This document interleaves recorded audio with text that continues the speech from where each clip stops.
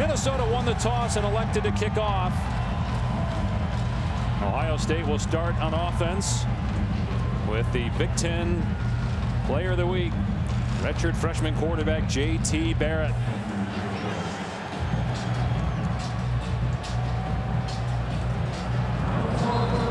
True freshman Curtis Samuel is deep. Dontre Wilson, who had been returning kicks and punts, he is out for at least the regular season after suffering a broken bone in his foot in the win at East Lansing last week.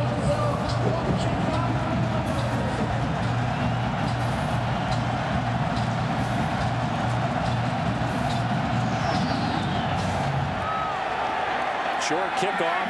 Here's Samuel at the 10. And Matt at the 20 and dropped. Antonio Johnson with the stick on special teams. Let's bring in now the third member of our crew, Tom Luganbill. Well, guys, we've talked about what you need to do when you're going to be throwing a wet ball, but when it comes to throwing a cold ball, it becomes very, very slick. In fact, the drier the climate, the more slick it becomes. We've got some moisture today, so that will actually help the grip. You're going to see J.T. Barrett wear a glove. He's not necessarily wearing it because of warmth. He's wearing it to be able to grip the ball better as we've got very dry conditions. Hopefully with this snow, it'll get a little bit more moist. Mitch Leidner, the quarterback from Minnesota, will not be wearing a glove today, but he's a Minnesota boy. Yeah, no surprise there for the Minnesota quarterback. Barrett is from Texas, and he'll hand it off. Ezekiel Elliott able to break a tackle and a gain of 5 to the 26. Damian Wilson on the wrap-up. Barrett coming off his best game, 300 passing yards, 3 touchdowns, 2 on the ground. September 6th against Virginia Tech, just a second start. He struggled, but he has been brilliant since. You can make the argument that he's been in the category of Winston and Mariota in terms of the best quarterbacks in the country since that game. And much like Trevon Boykin, one of the most improved players in all of college football this year. He'll throw on second down, flushed out, and completes it to Michael Thomas, short of the marker, so it'll bring up third down and 2. It'll be interesting to see J.T. Barrett in this game with the elements Tom mentioned. It's a little bit more difficult to handle that football, and it's not just throwing the football, it's handling it in play action and in the backfield. Ohio State loves to misdirection and the change of pace motions, and J.T. Barrett will be incumbent upon him to protect the football because on the road against this Minnesota defense was very good turning the football over. They've been so good on third down because of Barrett's ability to run the football as well as throw it. There's a flag down. Movement by Ohio State. It'll be third and long. Ball start. Offense. Right side of the line. 5-yard penalty. Remains third down. Hey guys, if you notice, for Ohio State, their normal snap count's going to include the clap from the quarterback, which signals the snap. They did not do that. A little bit loud down here. They deviated from their normal snap count. Let's see if he goes back to the clap here. And your vision impacted too because of the flurries in your face as we saw that shot on third down and 2. So it's third down and 7 now. Barrett with time. Everybody covered. Barrett breaks a tackle and close to the first down at the 30-yard line. See where they spot the football. It is fourth down. And Ohio State, which never goes 3 and out, will have to punt it. One of the most underrated aspects of this Minnesota team is their secondary. They have 7 players in their secondary that have starting experience. 99 starts between them. Take a look at the coverage downfield. He's trying to throw it. The curl flap combination at the top of the screen. Nice coverage, and then ultimately the rush gets to J.T. Barrett. Cameron Johnston to punt, and that snap was a little bit wide and not a good punt. Minnesota's going to have the ball near its 40-yard line. And now sophomore Mitch Leidner's turn, the quarterback who attempted just 13 passes against Iowa last week. 10 completions, 4 of those were for touchdowns. And he also can run the football. Big kid, 9-3 as a starter. A lot of pressure on a quarterback for the Gophers that's from Minnesota. Absolutely. It's an NFL town here, and so they expect their quarterback. They're judging him like an NFL quarterback. Jerry Kill was telling us last night. He said the biggest thing for Mitch Leidner, especially early in this game, is to stay loose. He is a fierce competitor and sometimes tries to take too much on his shoulders early in games. from the Gopher 38-yard line. Play action for Leidner. Leidner being chased, and he'll throw it away.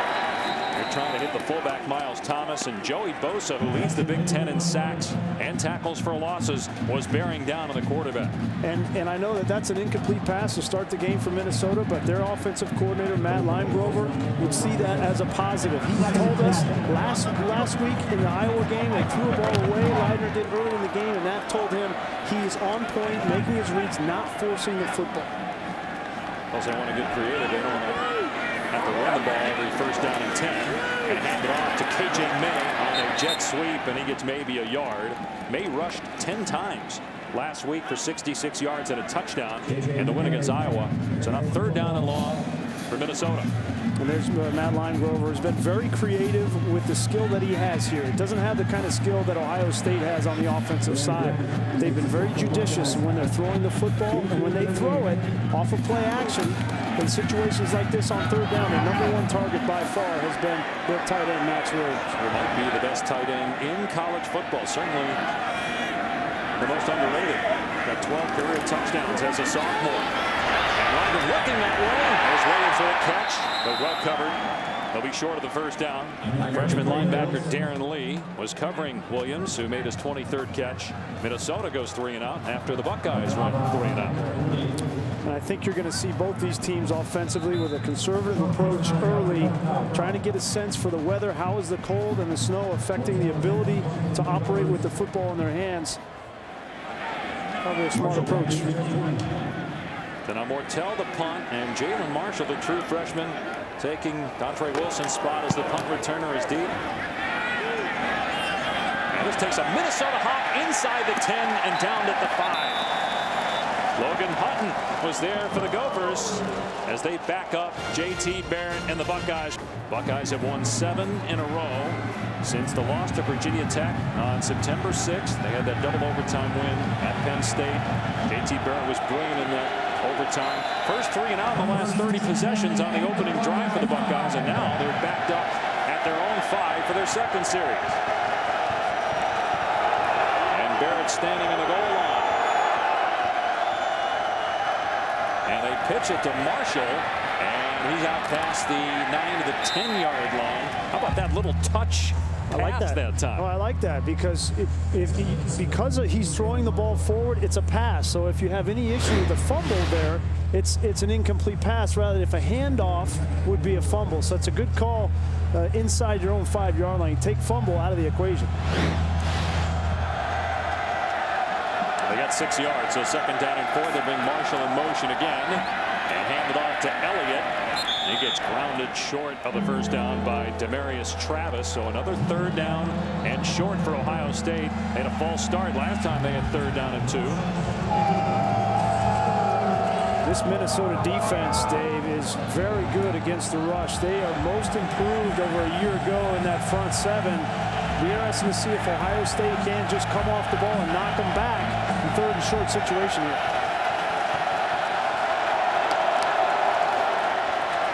Here's Barrett finding a hole. Look out. He's past the 25-yard line. Barrett to midfield. Being chased inside the 30. Barrett inside the 20 to the 10. Barrett for the touchdown.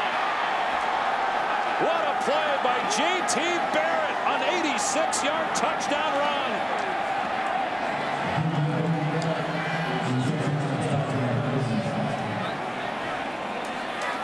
That's his 9th rushing touchdown, the 35th total touchdown that he has accounted for, only behind Marcus Mariota nationally in that category. And he's 1 away from tying Braxton Miller's school record. Speaking of Braxton Miller, that's the kind of play that we saw on a consistent basis out of Miller. Didn't know that JT Barrett had that kind of speed, but at 6'1", 225 pounds, he outran the secondary there from Minnesota. Let's go back and take a look at the touchdown. You're going to see the linebacker here. This is Damian Wilson. He's responding to a little bit of a counter action, and once you get JT Barrett past that first level of linebacker, it affects Wilson, and then you come back and you see 8 guys up here at the line of scrimmage. There is nobody back for Minnesota, 3rd and short situation. If you get past that first line of defense and Wilson misreads it, take a look at the speed from JT Barrett. He's even right there in the secondary and outruns 2 corners for the touchdown. Impressive. That's the longest play from scrimmage for Ohio State this year. JT Barrett, who was called in to start for Braxton Miller after an injury late in training camp. Struggled early, but he's been one of the best players, not just quarterbacks, in college football the last 2 months. And the Buckeyes kicking it deep. Here's Jalen Myrick. He has a return for a touchdown this year. And he gets the corner, but tripped up there. That slowed him down. Still good field position for the Gophers at their 36-yard line as we bring in Tom. Guys, Minnesota knew coming into this game that they had to limit big explosive plays. And when you're down here at the field level and you're dealing with these elements, this game's going to be a battle of attrition. And Minnesota has got to pop the pads and keep this game in a phone booth. The tougher team will come out on top. If you allow explosive plays like we just saw from JT Barrett, where you don't have pads popping, you don't have the sting, and you're taking the weather elements out of it, then Minnesota doesn't have the athletes to hold up. If they can keep this thing in a phone booth, make it about toughness, that plays into Minnesota's favor. Those big plays cannot happen any further against Minnesota's defense. Well, you know, Tom, I think Tracy Claeys took an aggressive approach there, taking the safety out of the middle of the field. They think the runner went out of bounds earlier. I think Ohio State's going to challenge the spot here, and whether the returner stepped out of bounds. Urban Meyer felt like he might gain a few yards right here. Well, if they don't get it, they'll have to give up a timeout.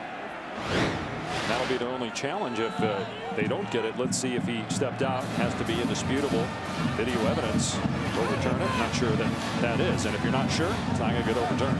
Got to be clear.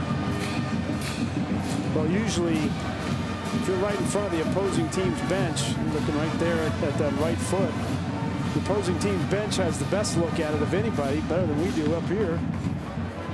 You'd think that they were pretty confident that he stepped out if they're going to use that challenge.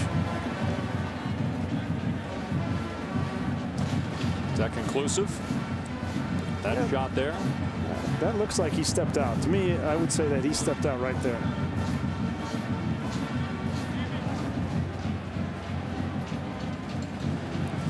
I'm not sure I would have used my challenge for 5 or 6 yards, though, in the first quarter. Yeah, because if he stepped out, you're still at the 28. You're only giving up about 8 yards if he stepped out. I don't think that's enough to overturn it, Brian. After further review, the ruling on the field stands as called. Ohio State is charged a timeout, and they have no challenges remaining. So a risky decision there for 8 yards, and it costs them their challenge and a timeout. And again, that's not necessarily the head coach. That could be one of the assistants upstairs watching the monitor. For their sake, I hope it wasn't. So Minnesota 1st and 10. And there's David Cobb, number 27. He is one of the nation's leaders in rushing. He's 9th in the country. He's number 3 in attempts. We'll see if they start to pound it with him. They go 2 back on 1st and 10. And here's Cobb taking it outside. And not much, maybe a yard.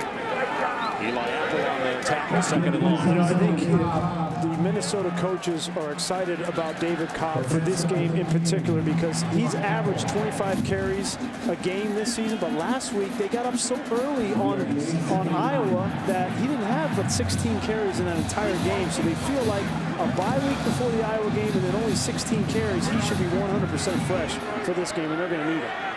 11 career attempts before last season for David Cobb. Now he's got back-to-back 1,200-yard campaigns. Widener to the air, in trouble and slammed down. Joey Bosa with his 11th sack of the year. They're trying to set up a screen to the tight end, Max Williams. He had it set up nice. Here's Williams right here. Take a look.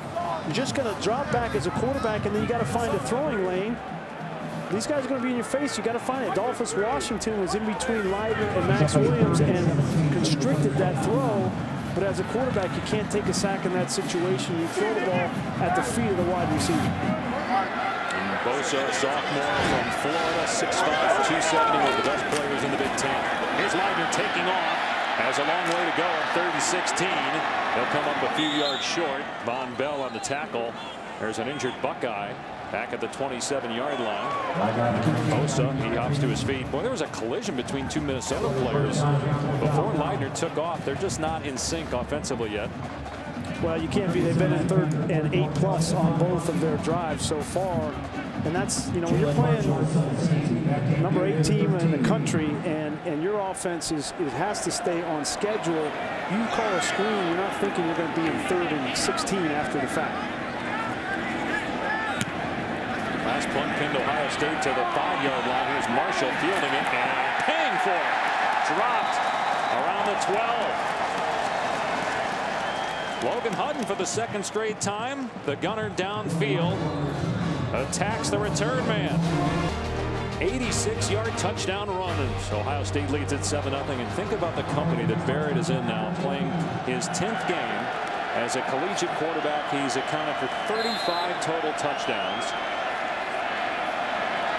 But he's backed up here. 1st down and 10 on the Buckeye 13-yard line. They'll throw it. Being chased, and now takes off and gets good yardage. About 6 to the 19. Devontae Campbell tripped him up. Look at what J.T. Barrett has done in 10 games compared to previous Heisman Trophy winners and touchdowns responsible for. It's impressive any way you look at it. I know there's some people out there that will say, you know, well, they played in the Big Ten, they played teams at Purdue and Illinois, and he's put up some numbers. But J.T. Barrett has been impressive with the way he's improved week in and week out in this offense. Barrett pitching here to Elliott on 2nd down. Elliott has the 1st down. A gain of about 8. Guys, I was talking to Tom Herman, the offensive coordinator, in pregame warm-up today, and when we were talking about J.T. Barrett, he very simply said this guy's a grown man, maybe the smartest quarterback I have ever coached, and he has prepared better than anybody that he's coached. Yeah, when you think about J.T. Barrett, it's a different style of offense because he is a preparation guy. He wants to know everything about a defense, where the weaknesses are, and he's getting his team in the right play at the right time. Elliott past the 30 to the 32-yard line, so another chunk there on the ground. I asked Urban Meyer, who would you compare J.T. Barrett to? And he said he does remind him of Alex Smith, who he coached at Utah. Yeah, Urban always said Smith had a photographic memory, and Barrett sees the field the same way. I kind of think about Chris Lee, the Florida quarterback, who threw the ball with a good touch. Didn't have the biggest arm in the world. Did you see Tom Herman there? But could throw the ball with touch in those intermediate throws over linebackers, and that's what J.T. Barrett brings. It's a little bit different than Braxton Miller, who had that howitzer. On 2nd down, Barrett pulls it back, and the ball batted down incomplete. Damian Wilson, who is 2nd in the Big Ten in tackles, makes a play there in the pass game. Yeah, there he is right here. You're going to see he just reads the quarterback's eyes. Nice job of getting a hand on that football. Again, no safety in the middle of the field from Tracy Clay as he's being aggressive early in this game with the defenses that he's calling. He's selling out to stop the run. That's fine, but you saw you're going to get hurt with big plays if you miss that tackle at the 2nd level. This is a big play. 3rd and 6 with Ohio State having momentum. Barrett, throw out the flat to Elliott. Elliott has the 1st down as he scampers out of bounds at the 39-yard line. That's a 7-yard gain. They needed 6. 1st and 10, Ohio State. And this is the thing that Ezekiel Elliott brings to the table. He is an outstanding receiver out of the backfield. We've seen him run the ball and get production. We've seen him block and bring a physical nature to this offense. Catching the ball is the 3rd thing he can do. Elliott not much here on the ground. Got 1. He's replacing Carlos Hyde, who was a terrific running back and a high draft pick by the 49ers. And he's a sophomore out of St. Louis, 4 100-yard rushing games this year. 3 of those have come on the road. But played very well away from Columbus. It was great at Michigan State, 2 touchdowns, over 150 yards on the ground last week. Ohio State put up 49 points in that game against an excellent defense. Barrett keeping. And he picks up maybe 2, and 4 Gophers flying to the football, led by Demarius Travis, so a 3rd and long. Interesting approach from Minnesota. You see Michael Amefala. He's going to take Ezekiel Elliott. He's not worried about the quarterback at all. He's right here. And then you're going to respond with Demarius Travis to the quarterback and Darren Cochran. Interesting approach from Minnesota. They are going to take away the running back and force the quarterback to run the football and then converge.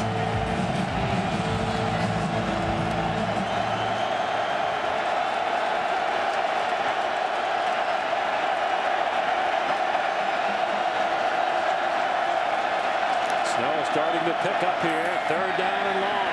Barrett in trouble. Gets rid of it. And it's caught. Looses Marshall inside the 20. He'll take it to the house. It's 13-0 Buckeyes. A 57-yard touchdown pass. And just like that, J.T. Barrett ties the school record for touchdowns responsible for in a year. That's number 36. And that's what we've seen all year from J.T. Barrett is the composure in the pocket. This offensive line has given him more time each week, and he's kept his eyes downfield. And Jalen Marshall that time with enough time to beat Cedric Thompson for the touchdown. Well, there was some talk, would this be a letdown game, a morning kickoff after 3 consecutive night games? Ohio State back in the playoff conversation after the win at Michigan State last week. And the Buckeyes not taking the foot off the pedal. 2 early scores, both on third down on big plays. And Ohio State already with just shy of 200 yards of total offense.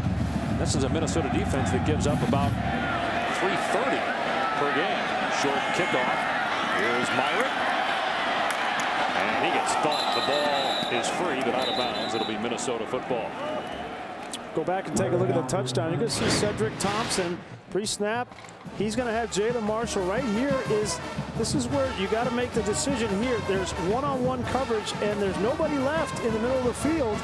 Once Marshall gets past Thompson, there's nobody left, and it's just when you go zero coverage and you're in man-to-man and all-out kind of blitz, and you just miss it. He goes for the ball with the wrong hand. You saw he went with the right hand. Yeah. You reach with the left hand and you recover with the right hand. You still make the tackle. Just a fundamental error from Cedric Thompson. On 1st and 10, David Cobb spun down after a gain of 3. Let's check in with Robert Flores in the studio.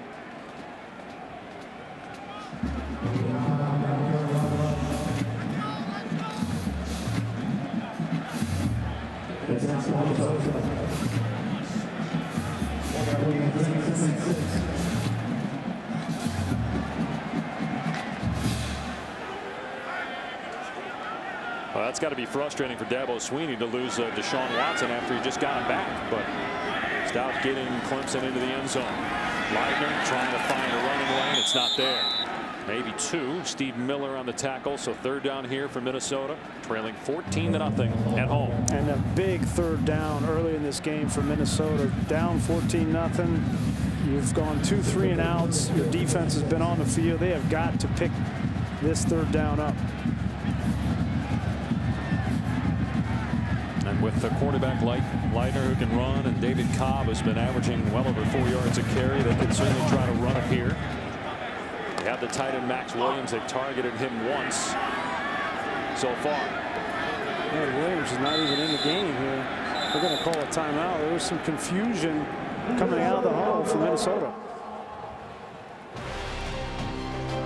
Number 88 in gold, you see there, Max Williams was not on the field prior to the timeout. It appeared he had something in his eye, his right eye. But because of the timeout, they're able to get him back on the field for third down. Yeah, it's a good timeout. If you're Mitch Leitner and you look around the huddle, if your best players on the sideline, it's a big third down early. Call that timeout, get situated, get him back on the field.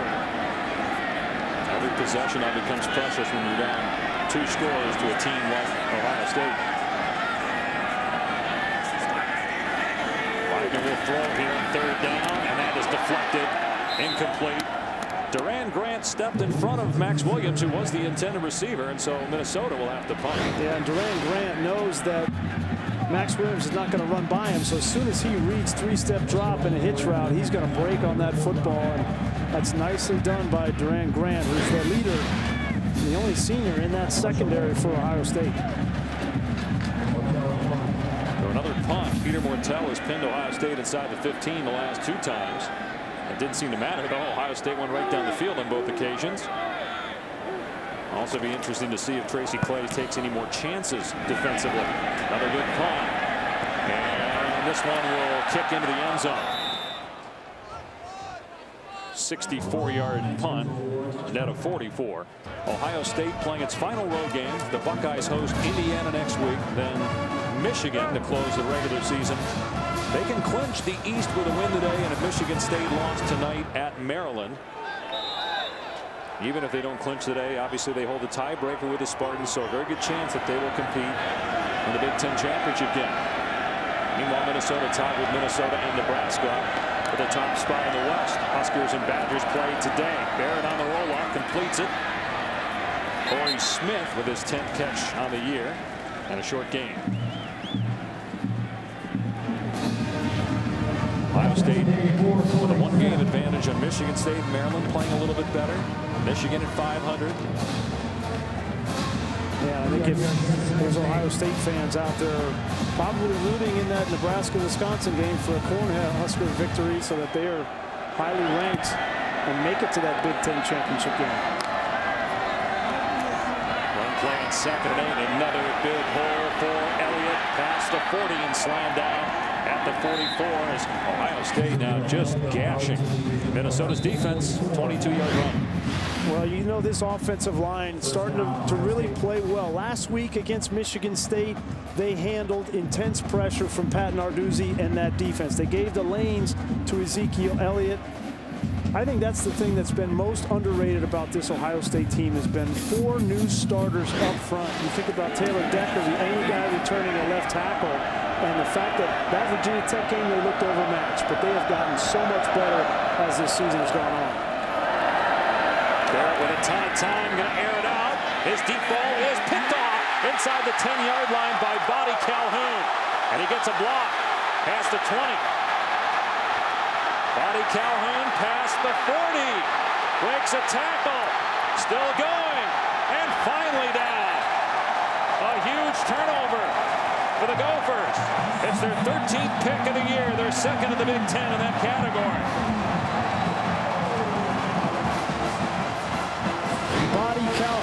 This team in interceptions. This is his 4th on the year.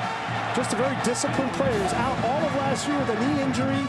He knows he has the speed to run with Smith downfield. And this is JT Barrett being aggressive, which you want on the road, up 2 touchdowns. Continue to be aggressive. And a nice job by that defense of Minnesota getting a couple of blocks. You go from having that ball potentially inside your own 15-yard line to now being setting up your offense in great field position at the +39. It was Derek Wells that hammered the receiver, Corey Smith, to spring a 58-yard return. Now Cobb on 1st down, wrapped up, breaks a tackle. Bosa tackles him forward to the 35. It's exactly what Minnesota needed. They had to have something good happen, get momentum back, get some confidence too. Yeah, exactly what they need now, Dave, is to get David Cobb going. You saw he look over to the sideline and say, run that again, continue to give me that football. He needs to get into a rhythm in this game and establish himself up front. 4th leading rusher in the Big Ten. They flex Max Williams out into the slot. 2nd down and 6.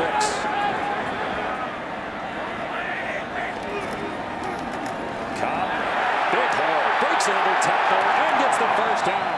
That's an 11-yard hard run by 220-pound senior David Cobb. And take a look here. They're going to get a great block on the linebacker, Josh Perry. This offensive line coming off. They've got 3 players up front between Tommy Olson, the center, Zach Epping, and Josh Campion. All of them very experienced and starters for a long time for this Minnesota offense. Now can the Gophers capitalize on getting inside the 25? Cobb again. Close to another 1st down. That interception certainly gave the Gophers a lift. Cobb saying, "Look, keep giving it to me. Keep rolling." He's like, I don't want a quarter break. Give me the ball again. So Minnesota in the red zone. No trophy today. He might get the head of Brutus, though, if we can knock off the Buckeyes. They haven't beat Michigan and Ohio State in the same season in 1940. 2nd down and 1. They'll keep it on the ground. And Cobb has the first down, pushes the pile to the 5. They're starting to use that power run game to move that defensive line back.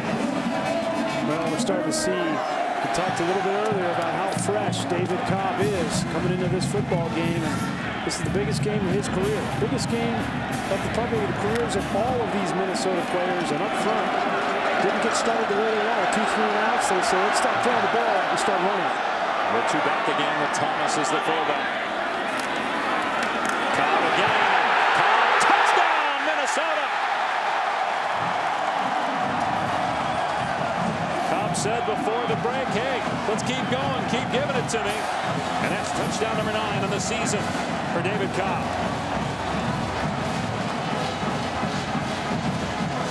We talked about the offensive line starting to exert themselves. Let's give some credit to Max Williams, too. We talk a lot about him catching the ball, scoring with the football in the passing game. Had a great block there to free Cobb to the end zone. So they get a great return after the interception inside the 10-yard line. That sets them up at the 39 of Ohio State. And 5 plays in less than 2 minutes. All David Cobb. David Cobb had all 39 rushing yards behind that offensive line on that last drive. If you missed the video of the touchdown, go to the SportsCenter app, available on your mobile devices and tablets whenever you need it.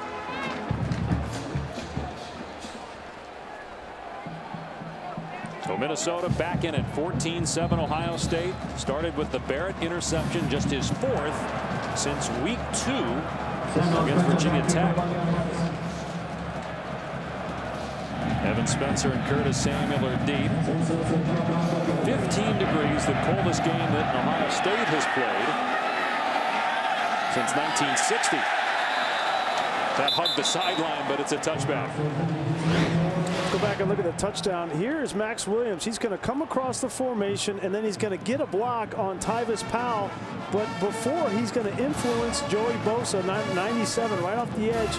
Take a look. He just jams him to widen him, and then comes down and gets the block on Tyvis Powell. Bosa had a chance to get Cobb on the ground, but you're not going to get 5'11", 220 on the ground with just one hand. But the momentum started on the pick. Watch after the interception by Bobby Calhoun. Here comes Derek Wells. Lays out Corey Smith. That fired everybody up. Now the Buckeyes take over on their 25-yard line. See how Barrett responds after throwing a pick. Ezekiel Elliott and a beautiful tackle in the open field by Cedric Thompson. That's a loss of 4 or 5 in the play. This defense for Minnesota has given up 2 big plays already. Take a look. You can roll this, guys. You're going to see Cedric Thompson was one of them. Comes up and make a sure tackle. That was the big key, talking with defensive coordinator Tracy Claeys. How well do we tackle on the perimeter with our defensive secondary? Barrett out of an empty set. Low pass. And it's a catch at the 27 by Michael Thomas. Thomas, a sophomore out of Los Angeles, leads the team in receptions now with 32. But Ohio State faced with a 3rd down and long. 3rd and 9.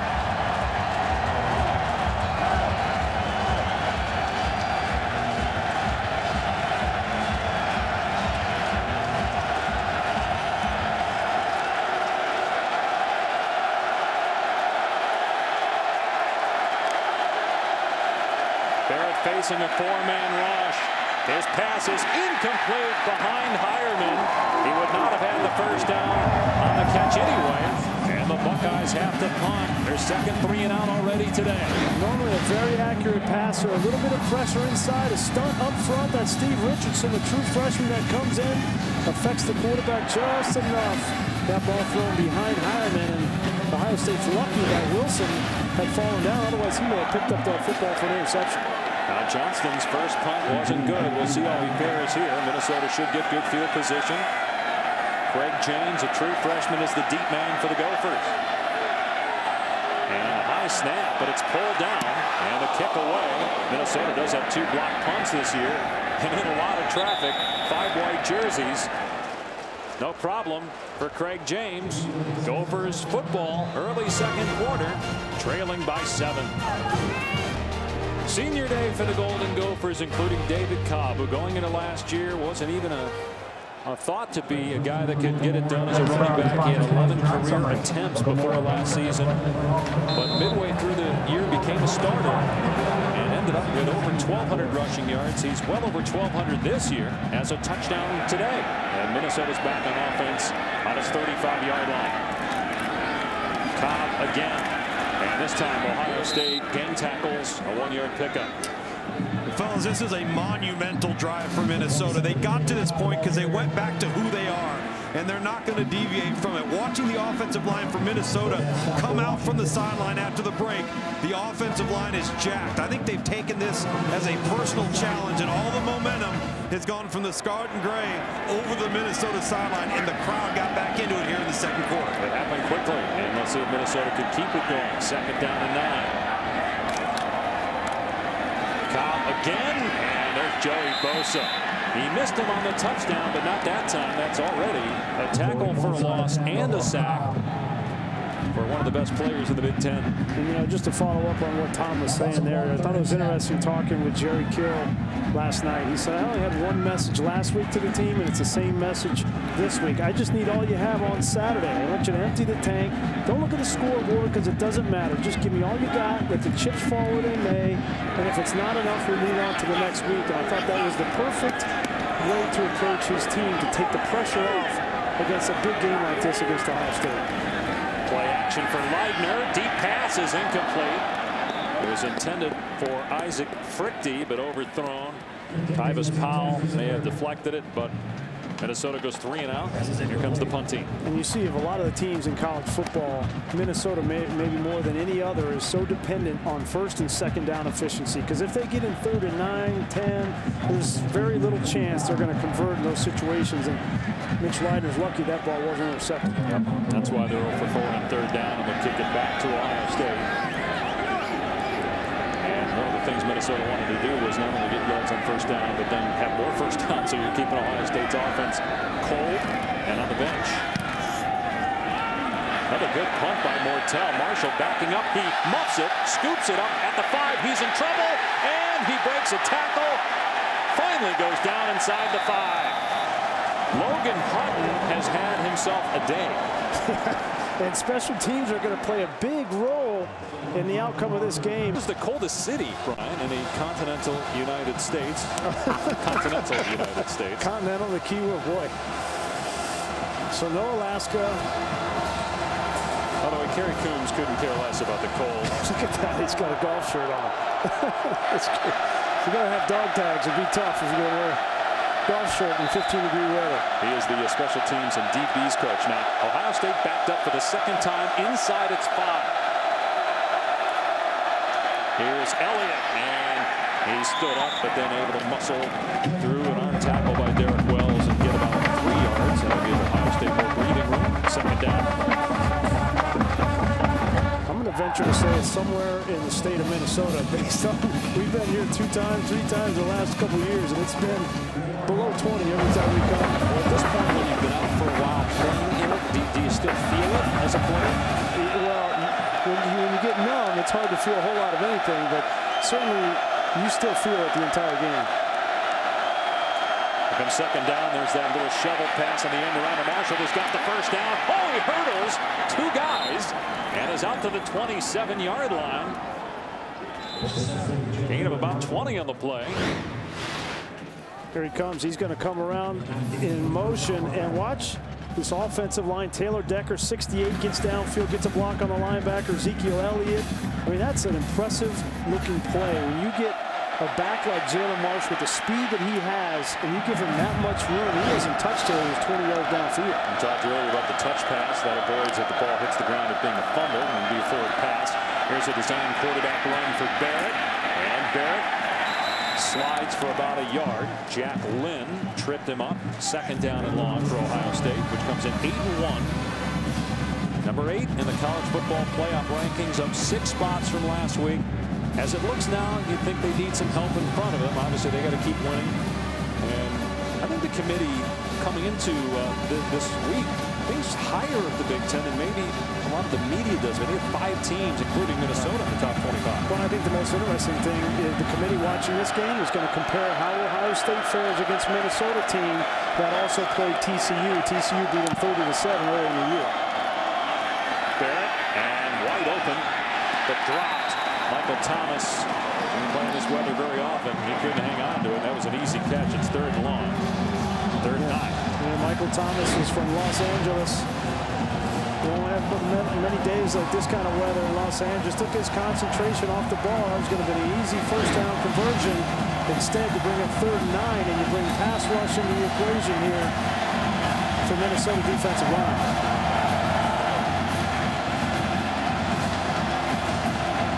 Last 3rd down, Minnesota gave up that long touchdown in a zero coverage. Again, no safety in the middle of the field. Aggressive from Tracy Clay. Everybody in the box. Barrett fakes the pitch and runs, and here we go again. Barrett breaking a tackle at midfield. Inside the 40 and out of bounds at the 34. So if you're Minnesota, why do you keep doing this? It's not working. No safety again in the middle of the field. Take a look from this angle. You see there's nobody back there. And then here's Damian Wilson. He's the guy that has to get the quarterback on the ground. He gets blocked. You have a missed tackle. And there's nobody left. I just think you're right. At some point, even though it's 3rd and 9 and a great play call from Ohio State, they understand if we get J.T. Barrett past the linebacker level, we're going to have a big play. Derek Wells went for the kill shot in midfield instead of just wrapping up, and that gave the quarterback Barrett another 15 yards. 141 yards on the ground already for Barrett. He'll throw it here and fires, and a beautiful catch. Nick Vanette adjusting in midair to the 15-yard line. A gain of 19 and a first down for the Buckeyes. We talked about the accuracy of J.T. Barrett. Take a look at this throw. The safety in the middle of the field. Vanette gets knocked off, but look what the placement of this is. If he throws that down the hash, it's intercepted.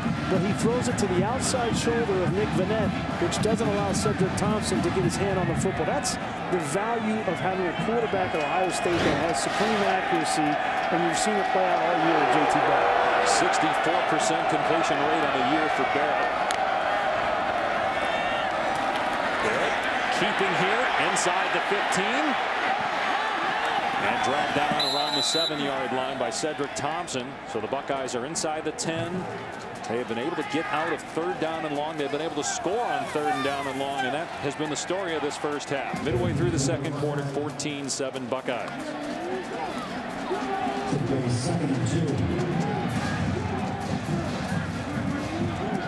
An impressive response by Ohio State. You sense a little bit of momentum shifting to the Gophers. Get the ball inside your own 5-yard line. Now, 8 plays later, you're inside the 10 going in. And here's Marshall inside the 5. Fumble the ball. Loose in the end zone. Still loose. And the Gophers recover. It'll be a touchback. Devondre Campbell recovers the fumble. It looked like Marshall would score. Instead, he coughs it up. 2nd turnover by Ohio State.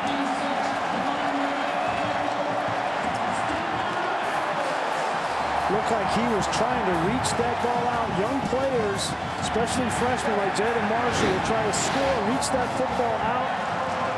Great hit there. No, he didn't try to reach it out. That was just a great hit on the ball by Bonnie Calhoun.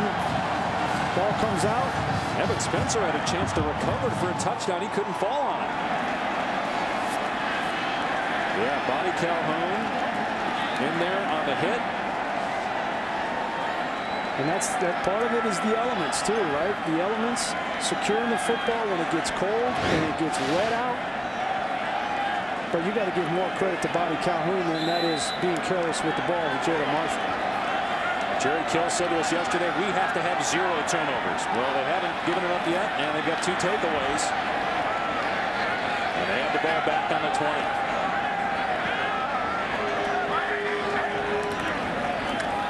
Here's Cobb, and he runs through 2 defenders. Oh, man, he was off to the races if Von Bell didn't get him to the ground at the 31-yard line. But David Cobb running hard between the tackles for Minnesota. Von Bell, take a look at this replay. If he doesn't get him on the ground, as you said, Dave, Cobb be gone. Watch this physical run. He runs right over Tyvis Powell. like he saw green grass and Bell just got the shoelaces. Well, you mentioned yesterday when you watched film on Cobb, you saw an NFL back. I did. I mean, there's a lot of great backs in the Big Ten. Not a whole lot of people talking about David Cobb. Here he is again. And good pickup near the 35-yard line. That's about 4 on the ground for David Cobb, senior from Texas, 9th in the country in rushing. And comes in number 3 in attempts at 25 a game. He's got 11 carries today, had 16 last week. And what's most impressive is he doesn't have the supporting cast of some of these other great backs around the country. It's pretty much the Cobb show. And then you got a quarterback that's really another running back. So he's done a lot of this heavy lifting on his own. 2nd and 7. Cobb again breaks tackles near the first down. He'll come up just short. Darren Lee on the tackle. When's the last time someone other than David Cobb touched the football? Well, they're playing all year for Minnesota, and the way that they blew out Iowa last week, 51-14, is they start with Cobb, and then they get you with play action with Max Williams. And 3rd and 1 here, I don't expect them to throw the football, but at some point in this game, there will be a play action element to Max Williams. 10 of the last 11 plays have been Cobb runs. Here's 3rd and 1. Cobb again got the first down. They got tagged at the 43 pretty good by Josh Perry, but it's a first down. Here's Robert.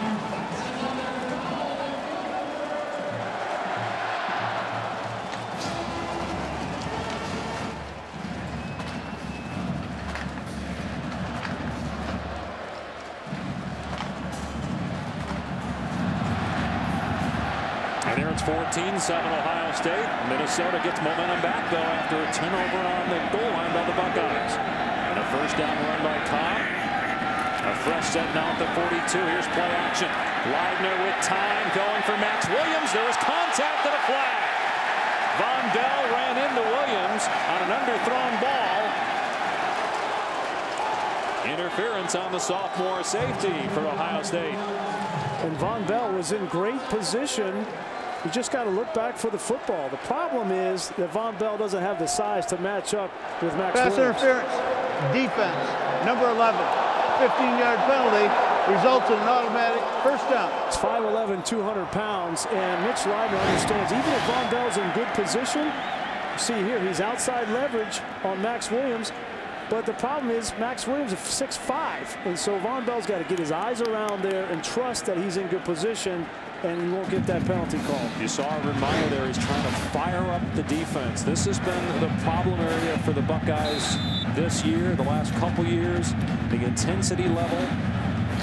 And so far the D aren't playing as well as Urban would have hoped. Even though they've only given up 7 points, they've had trouble stopping Cobb between the tackles. Here's KJ May getting the corner at the 35, near another first down. Remember what Tom Herman told us this week? He said he watched the film of Minnesota and said he was unpleasantly surprised, meaning they're good. Absolutely, and they're physical. And I think Urban Meyer realizes that he wanted to come in here and have a knockout punch early and not let this Minnesota team hang around. He knows that they are tough. He has a tremendous amount of respect for how well they're coached in Jerry Kill. And the longer you let them hang around, the more danger Ohio State's going to be in. First thing he said when he got on the call with us was, Minnesota's a top 25 team. Here's Cobb. Great play by Michael Bennett. Doesn't get the pub that Joey Bosa does, but Bennett is a future high draft pick. That's a tackle for a loss. So 3rd down and 3 or 4 here for Minnesota. Yeah, Bennett may have had one of his best games last week against that physical offensive line from Michigan State. They're going to need him. The problem with Bennett and these 4 guys up front is there's nobody left to spell them. They're playing a ton of plays, and Michael, after last week's game, said, you can't play 80 plays every week. We need to find some depth and rotation on that defensive line. Play action for Leidner, rolling out and throwing for Williams, knocked away by Bell, incomplete. So it's 4th down. What do? Do you go for it here, or do you try a long field goal? It would be about 52 yards for Santoso. Well, we got to give Von Bell credit here. He got beat penalty in the last play, plays this perfectly, even though he's given up 6 inches to Max Williams. Played that ball perfectly, but it brings up a 4th down, and I think this is the right call for Jerry Kill. Go for it here. Their kicker has made a 52-yarder, but it wasn't in 15-degree weather with a little wind and snow flurries. I'd still give this ball to Cobb. They need 3 yards. 4th down. Play fake. Leidner caught. 1st down. The fullback, Miles Thomas, inside the 30-yard line. And Leidner says, yep, we'll take that. Jerry Kill showing trust in his quarterback. And that's big. Miles Thomas just going to come out of the backfield. Here he is. Got to respect David Cobb. 3 linebackers suck up, and just all you need is leverage there with the fullback in the flat. And that ball didn't look pretty coming out of Leidner's hands, but it doesn't matter how it looks, just a matter where it goes. Got to feel good for him, too, for his coach to call his number to throw it. Here's Cobb, and he's in trouble. There's a flag down as well, likely a hold. Von Bell on the tackle. The flag was thrown right at an Ohio State player who had a gopher on top of him. I think they're going to get Josh Campion, the left tackle, for tackling. Holding, offense, number 65. 10-yard penalty, replay, 1st down. He had 35 consecutive starts, and he's a leader up front. And when you bounce the ball outside, as Cobb does here, and that defender tries to disengage, you got to let him go, and you just can't take him down. That'll push him back to the 35. 1st down and 20. Minnesota in its best stretch right now in conference play since the late 60s. 8-3 in their last 11. They've beaten Nebraska, Penn State during that stretch. Now trying to take down the Buckeyes. Here's Leidner. And another good play by Bell. Sure tackler for Ohio State. So only a 5-yard gain. 2nd and 15. Remember, Bell had the tackle on Cobb when it looked like Cobb was going to run for a touchdown. Bell was the last defense for Ohio State. He got Cobb to the ground. It's an important series of plays here for Minnesota. You're at your at the 30-yard line going in. It's 2nd and 15, and you don't want to be in a 3rd and 10, 12 situation. So you just want to get 7 or 8 yards here and bring up a manageable 3rd down situation. But you got to protect the football. Sorry, Dave, because you have 3 points potential as well. Exactly. Closing in on 2 minutes to go here in the half. They're going to run it, and Cobb goes nowhere. Curtis Grant, the middle linebacker. Bosa was in there also, so no gain. That'll bring up 3rd down and 15. Now, how do you handle this play? Yeah. You didn't get what you wanted there. Yeah, no, they were trying to get, maybe 4, 5, 6 yards, but right now, the odds are you're going to be attempting a field goal. So if something breaks open, or somebody misses a tackle, and you get a 1st down, great, but don't take that chance with the football if you're Mitch Leidner. You just hand it off here to Cobb, hope you get 5 yards. No, I try to isolate Max Williams. I throw him the football. Looks like he's going to come down here in the slot. And maybe he breaks the tackle. Ohio State did have a little confusion lining up. Play clock was down at 3. Minnesota calls a timeout. 1 timeout left for the Gophers. Big 3rd down when we come back. Time to answer today's Aflac trivia question. What is the coldest city in the continental United States? And the answer, I know that you had this, as International Fall. Oh, Minnesota. I said somewhere in Minnesota. Yes, you're right on that. Meanwhile, a 3rd down and 15 for Minnesota at the Ohio State 30. And their kicker, Ryan Santoso, is an Under Armour All-American, according to our on-time league and Bill. He's made a 52-yarder. And they're going to run Cobb here. Cobb breaks a tackle. We're going to have more than 3 here. It's a touchdown for Cobb.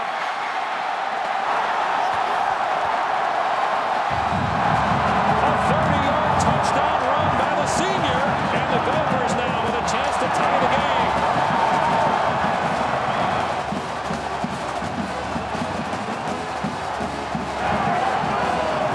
Ohio State has scored on 3rd down a couple of times. Now it's Minnesota's turn on 3rd and 15.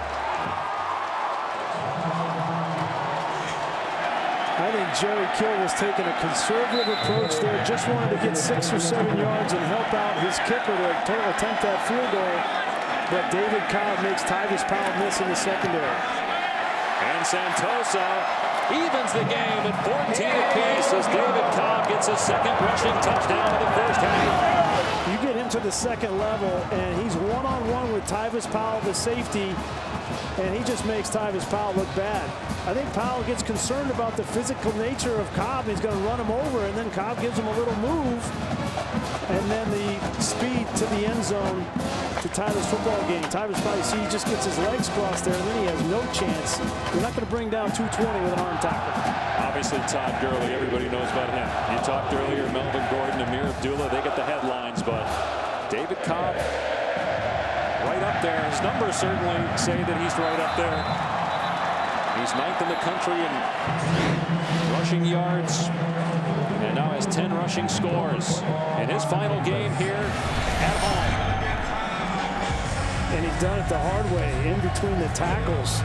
And in this offense with Matt Limegrover, they use the wide receivers really to run on the perimeter, and they like to slam it with David Cobb in the middle. He's been kind of a late bloomer, as you mentioned. Didn't have a whole lot of carries, and then last year really started to come on, and now top 10 back from a yardage production standpoint in all of college football. And the thing I like about David Cobb is his leadership. He has taken a leadership role. You see him talking to that offensive line. It's about the team with David Cobb, and that's really cool to see. Taking it out. Samuel, he broke a tackle. Another one past the 30. And Ohio State in business with a minute 16 on the clock. They're going to have the ball near their own 40-yard line. Coming up on the Capital One halftime report, John Saunders and company will get you caught up on all of the day's college football action. Don't forget later today on ABC, following this game from Madison, it's Wisconsin and Nebraska. You just saw Jalen Marshall, 17, run onto the field. He fumbled last time Ohio State had the ball, turned it over in the end zone. Minnesota took it and tied the game. Ohio State has 2 timeouts remaining. Barrett looking, and a pass caught by Michael Thomas, a gain of about 6. You know, this offense does not need a whole lot of time to score. With 2 timeouts, looks like they're going to take one right away here with the clock running. Remember, they had to burn one earlier when they challenged a spot, and they did not win the challenge. So 1 timeout left. Dave, I think the fears that Urban Meyer had coming into this game and the environment and with what happened last week against Michigan State and letting this team, this Minnesota team, hang around in the first half, they had a chance right up 14-0. They take that long shot down the field and turn it over. And now Ohio State, whether they like it or not, I think they're going to be in a dogfight for 60 minutes. Obviously, this final 66 seconds is huge. Both teams, can you steal momentum back if you're Ohio State? Can you keep momentum going if you're Minnesota, knowing that you'll get the opening kickoff to start the second half? No safety again for Minnesota defensively. That has not worked well. Barrett going deep. Overthrow. Tried to hit Devin Smith. It was one-on-one coverage. Derek Wells was behind him, but it was Eric Murray running with the wide receiver. Yeah, and Eric Murray has been that guy in the secondary they depend on. He trusts his speed. Even though Devin Smith looks open initially, Murray trusts his speed. He's their best cover man. He matches up with the best wide receiver every single week for Minnesota. Good job against Devin Smith. 3rd down and 4 for Ohio State with a minute to go in the half. And Barrett will keep it. Get the first down into Gopher territory at the 47-yard line. Clock will stop as they move the chains. 52 seconds left. 1 timeout remaining for the Buckeyes. And if I'm Ohio State, I understand it's a 2-minute, 1-minute drill, but I don't need to throw the football because the best success has been with Barrett running. Barrett is going to throw, though. Wide open was Hireman, and Barrett was high with the throw. He had Hireman around the 30-yard line, but a bad pass. 2nd down. And that's normally a ball that J.T. Barrett, with his accuracy, will make consistently. And you start to wonder, as you see the snow accumulating on the field and on the sidelines, how much the element is starting to affect potentially J.T. Barrett and his accuracy. He also had that interception, too. You wondered that. Well, that was just a shot downfield. I mean, those things are going to happen. But that play there to Hireman, that could have been a touchdown and a momentum changer before half. Then no safety deep for Minnesota here. 8 in the box. And another pass play. And Barrett's pass incomplete. Evan Spencer stumbled a bit coming out of his break. So now it's 3rd down and 10 with 38 seconds on the clock in a tie game late in the first half. Yeah, and another one back-to-back there. That ball was inaccurate as well. And J.T. Barrett's lucky that Eric Murray kind of slipped on the play. Otherwise, that ball would hit him right in the chest. Ohio State has not lost a Big Ten regular season game in the Urban Meyer era. And they have a 3rd down and 10 here in a tie game near midfield. Barrett will run it again. And he's got the first down inside the 40. Had a good block downfield. 31 seconds left. Ball spotted at the Minnesota 36. And like I said, Dave, that's been their best play in the first half, is that misdirection with the quarterback. It's the play that Tracy Claeys, the defensive coordinator for Minnesota, was most worried about when we talked to him yesterday. And I think right now Ohio State just needs to continue to run that play, because it's been very difficult now for them to throw the ball accurately in the elements. You saw the true freshman Sean Nurnberger warming up. He has a 49-yard field goal this year as his long. 1st and 10 Buckeyes. And Barrett back to throw again, in trouble. And Barrett finds a receiver, but it's knocked down at the last second. Bodie Calhoun caught up to Jalen Marshall, who was open. Incomplete. J.T. Barrett was falling back, couldn't get a whole lot on that football. Jalen Marshall was open, but Bodie Calhoun with great closing speed knocks it away. How about it? He's got a pick, a forced fumble, and now a big pass breakup. 2nd down and 10 with 23 seconds left for Ohio State at the Minnesota 36.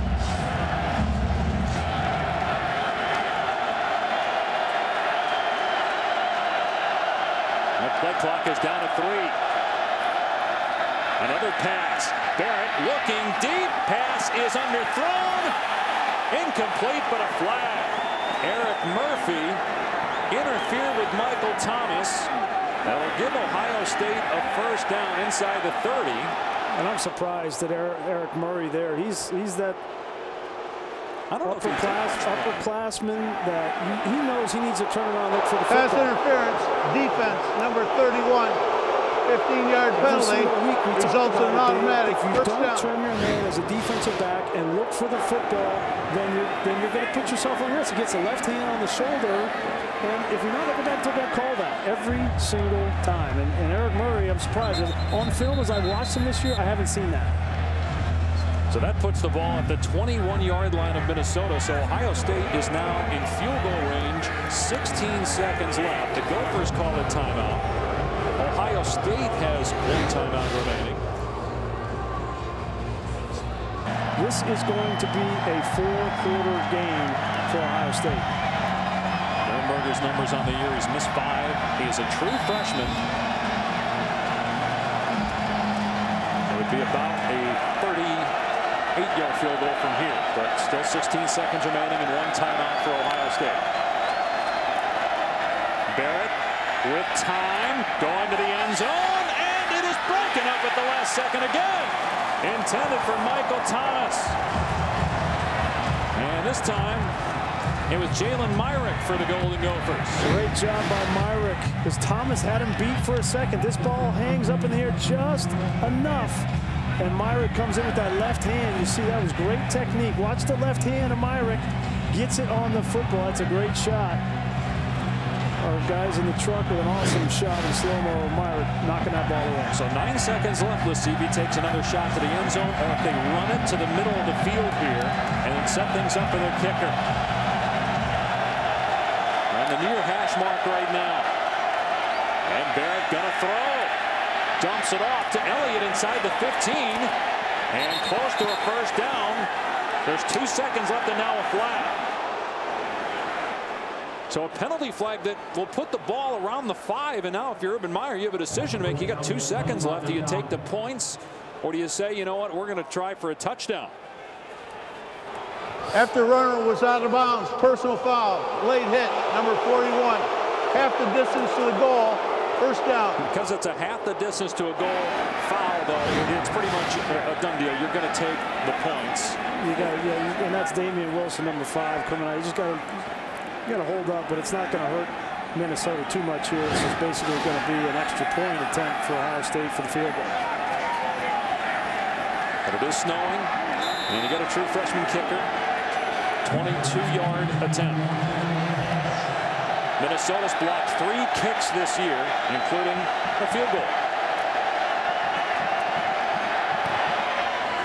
Nurnberger puts it through and gives the Buckeyes the lead at halftime. Minnesota will get the football to start the second half. Ohio State trying to keep its playoff hopes alive with a 3-point lead. They don't mind ice cream on a cold day. They want it to be cold. They want it to keep snowing. Yes. By the way, David Cobb, tremendous first half for Minnesota, 96 rushing yards and 2 scores. And the Gophers will get the ball to start the second half. A little trickery. They throw it back to Myrick. Myrick past the 30. Can't stay in bounds. Kyle Clinton, the kicker, pushed out Myrick. Otherwise, he might have taken it the distance. Well, from the snap here, Ohio State was lined up. Take a look here. Look, there's nobody outside the hash all the way over here. This is a great adjustment from Minnesota. We talked with Jerry Kill. He said, we're going to have a few tricks up our sleeves. I think they saw that formation, made the audible, and called this. If Myrick was a little bit wider to catch that ball, Dave, he might still be running. Yeah. And again, the kicker was the last man there. And he made the play. So now Minnesota with good starting field position. Cobb on first down is bottled up. Joey Bosa on the tackle. Urban Meyer's squad kicked the field goal as time expired. They take a 3-point lead.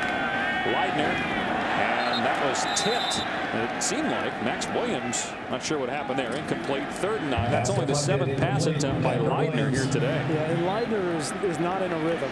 He's 2 of 7 on the day. That time they're trying to throw their screen to Max Williams in the middle of the field again. And Leidner and Williams are just not on the same page. But make no mistake, if Minnesota's going to pull the upset in this game, they're going to need Leidner and Williams in the second half to make some productive plays. Just the 1 catch as you saw for Williams. Comes in with 12 touchdowns the last 2 years. Minnesota struggling on 3rd down, especially 3rd long, although they ran for a touchdown on 3rd and 15. Leidner to the air, has time, and the receiver fell down. It's picked off by Grant. Grant taking it back the other way. That's an Ohio State touchdown. But there is a penalty flag down back at midfield where the ball was thrown. Will this be interference and a first down for Minnesota, taking a touchdown off the board for Ohio State? Pass interference, defense, number 12, 15-yard penalty, automatic first down. Isaac Frichte, the receiver who was in the area. Dorian Grant on the cover. It looked like he fell down. Frichte goes down right there, and Dorian Grant, I don't know, that could have gone either way. If Frichte was going down on his own, Grant had his hands on him, but I wouldn't be surprised if that flag wasn't thrown. I wouldn't have an argument. How about that? So you go from a touchdown to Minnesota converting on 3rd and long, and now they have the ball in Ohio State territory. Huge call.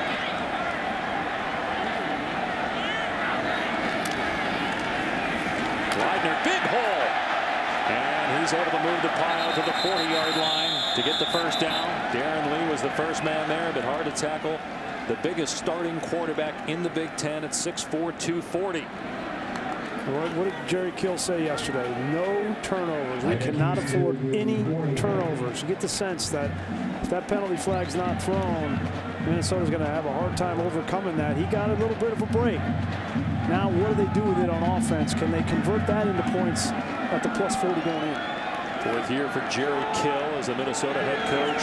Won 8 games last year. First time since 2008. Trying to get there again this year. Roll out for Leidner. Looking deep. Got a man overthrown. KJ May had it, but the pass just passed his fingertips. 3rd and 2. Great aggressive shot. Matt Linegrover, the offensive coordinator, calls the double move, rolls out, so you got plenty of time. And this ball just about a foot overthrown, but a great route by May. Take a look at the double move. Patience, got Dorian Grant. And what a great time to call that. After Doran Grant gets an interception for a touchdown, you know he's being aggressive. They just missed executing. Yeah, they're confident they can get 3rd and 2 running the football. That's why they took the shot there. But it's another pass. And it's caught. First down inside the 35. It's Isaac Frichte who was the target on the interception that was negated because of interference on Grant. He makes the catch here, and they're inside the Ohio State 35. Take a look at the hit that Joey Bosa puts on Mitch Leidner. He had to hold on to the ball. He wanted to throw in the flat, wasn't there, came back inside, and Bosa caught him right under the chin. Bosa's been in the backfield a lot today. Sack, tackle for a loss, but Minnesota with a first down. Not a heavy dose of Cobb yet for the Gophers. Here it comes. And Bosa got a hold of Cobb. Well, they won't go down. Stood up at the 32. Now, they're showing you Jerry Kill earlier. It's his 4th season. Well, what a job he's done wherever he's been. At some smaller schools like Emporia State in Kansas. Then in Northern Illinois for 3 years. And now in his 4th year in Minnesota. They lost to TCU earlier this year. They turned the ball over 5 times in that game. They loved the Illinois game back on the road. And they thought they should have won. But a winning record now as the head coach of Minnesota, 24 and 23 in his 4th year. That's amazing. Play action, Leidner in trouble, and he goes down. A sack at the 35-yard line. Josh Perry was back there. He had 18 tackles in the win against Penn State. It's a sack here to force a 3rd and 11. Yeah, and I think, 2nd down here, you're trying to be aggressive and throw the ball down the field. The ball's got to come out. You got to come out. You can't take a sack. You got to stay on schedule if you're Minnesota. Now it's 3rd and 11. They wanted to throw that ball down the field to Max Williams, take another aggressive shot, but he was good coverage, good Ohio State secondary credit. See if they throw or just play conservatively and run the ball to try to give the kicker a chance to tie it. It is a quarterback run, and Leidner goes nowhere. Ohio State all over that play, so no gain. Michael Bennett there first, and now it's a 52-yard field goal try for Santoso. Also, Peter Mortel has been terrific punting the football. Now, those have all been deep kicks. 4th down and about 11. Well, you can tell that this defense for Ohio State probably got a talking to at halftime from Urban Meyer. They have come out and been up to the task. They got the interception return for a touchdown. Big play was called back. They didn't give up the rest of this drive to Minnesota. They were able to come up with a stop. Santoso, big guy, 6'6", 250. He's from Florida. True freshman, hasn't kicked in these conditions before. A 52-yarder. And the wind blows it off the upright. That thing was curving back. Looked like it might end up splitting the uprights. Instead, it's no good, and Ohio State will take over with very good field position after the miss. Minnesota with a chance to tie it, but Santoso's 52-yard field goal hits the upright. Now, he drilled this thing about halfway up that left upright. Take a look at my man down here. You think he's now hoping that thing goes in? Ball boy. It started left, and it began to hook back like it might make it between the uprights, but no good. And Ohio State will start on its 35-yard line. First possession of the 2nd half for the Buckeye offense. And Ezekiel Elliott with a big run. Got about 8 before he's dragged down by Eric Murray. Let's bring in Tom Luginbill. Guys, Coach Jerry Kill is under no illusions in terms of how Minnesota has to play this game in order to win it. They've got to take chances on defense. He knows they've rolled the dice in terms of getting in cover 0, no middle safety help, which leaves you nobody to account for the quarterback. He feels like they can tackle the quarterback. They've got a chance because they like their matchups on the perimeter. And guys, another thing with JT Barrett, we see him here. You don't realize how big and physical he is as a runner until you're out here, and he's an enigma. He's hard to hold up. He's not very tall, but he weighs about 225 pounds. Minnesota's having a hard time dealing with him. Very slippery. I think the speed was what stood out in the first half when he had that 86-yard run. Well, and it's the counter motion from the quarterback position. The problem is when Ohio State spreads you out, they can throw the ball on the perimeter, but then they also run that ball in between the tackles, and they have a man-and-a-half advantage in the blocking scheme, and it's hard to get JT Barrett on the ground at 225 pounds. Here's Marshall off the right side. And he's got the first down to the 41. I think you got to give J.T. Barrett, Urban Meyer, Tom Herman, the offensive coordinator, a ton of credit for getting J.T. Barrett prepared. I mean, imagine you lose your Heisman Trophy candidate quarterback about 2 weeks before the opener, and you have a tough game against Navy. It's always a tough team to prepare for. You turn around and play Virginia Tech. Barrett struggled in that game, but has bounced back and been as good as any quarterback in college football. And he only had 19 days to prepare for that Virginia Tech game. Of course he's going to look rattled with that defense, but he has come back in a big way. Barrett gets outside, again showing the speed, tripped up around the first down marker at the 31. And they did get the first down. And I think you're going to see the adjustments here by Ohio State on the offensive side. At halftime, probably went in and said, listen, we need to settle down, protect the football. We don't need to take the chances downfield. Protect the football in the elements. Our running game, there are huge lanes for us to run the football. That's what happened consistently in the first half. No reason to differ in the second.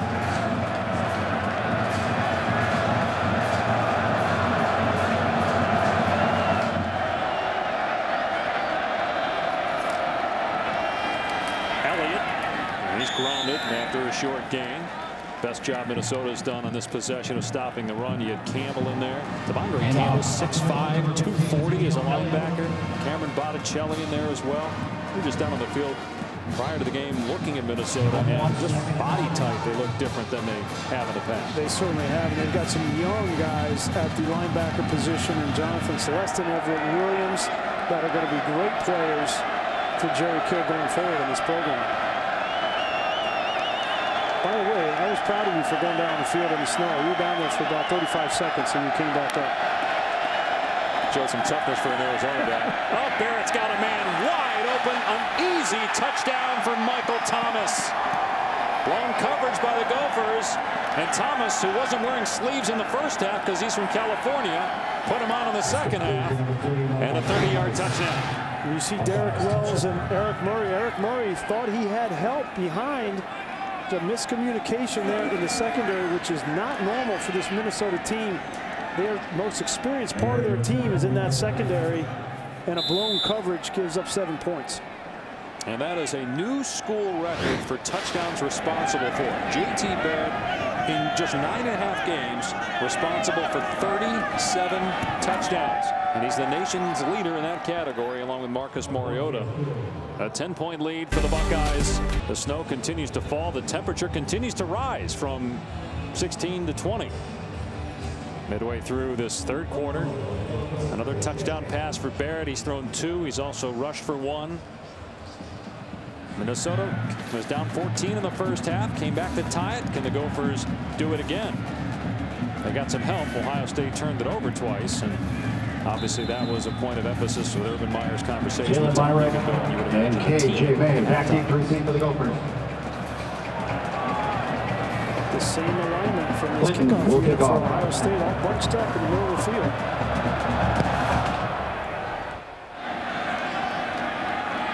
Taken at the 5-yard line. Myrick, and he's drilled at the 20, and a penalty flag, which is likely against Minnesota. So that will back the Gophers up.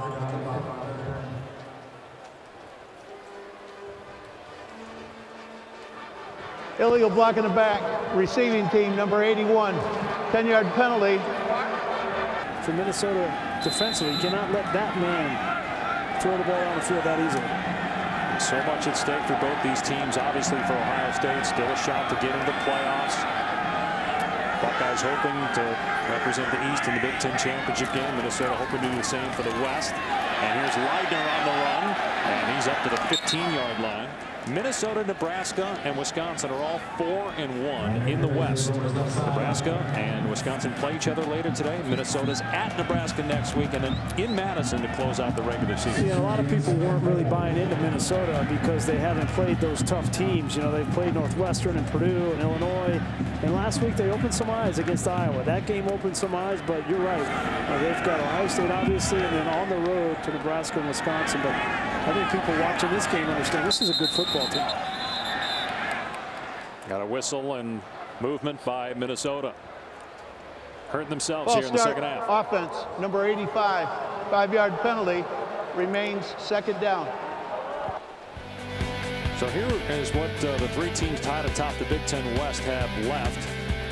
Nebraska closes out with Iowa. Wisconsin plays at Iowa next week. So any of these three could win it. And a lot depends today on the health of Amir Abdullah, you would think, in Nebraska's game in Madison. And three solid teams. I don't know if one of those teams just jumps out at you and says they're much better than the other. But it'll be interesting to see who comes out of the West. Only the third carry for Cobb this half. And, well, here comes a flag. That looked like a face mask as Cobb was taken down. Darren Lee stuck his hand in there. And that'll be a 15-yard penalty and a first down. Personal foul, face mask, defense number 43, 15-yard penalty, results in an automatic first down. Yeah, when you turn the mask, you're going to get flagged. That's an easy call.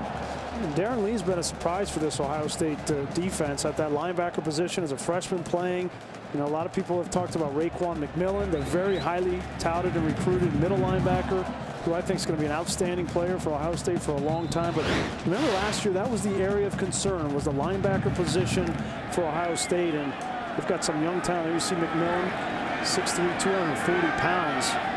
He already looks like a menace to be reckoned with. Well, you know they're going to recruit at Ohio State. Done a good job so far. Leitner in trouble, and he gets walloped back inside the 20. That was going nowhere from the start. McMillan and Bosa back there for the Buckeyes.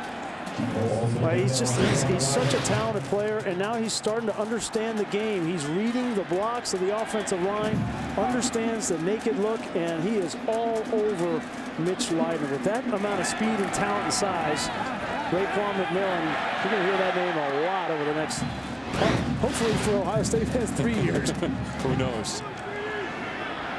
So a loss of 10 on the play.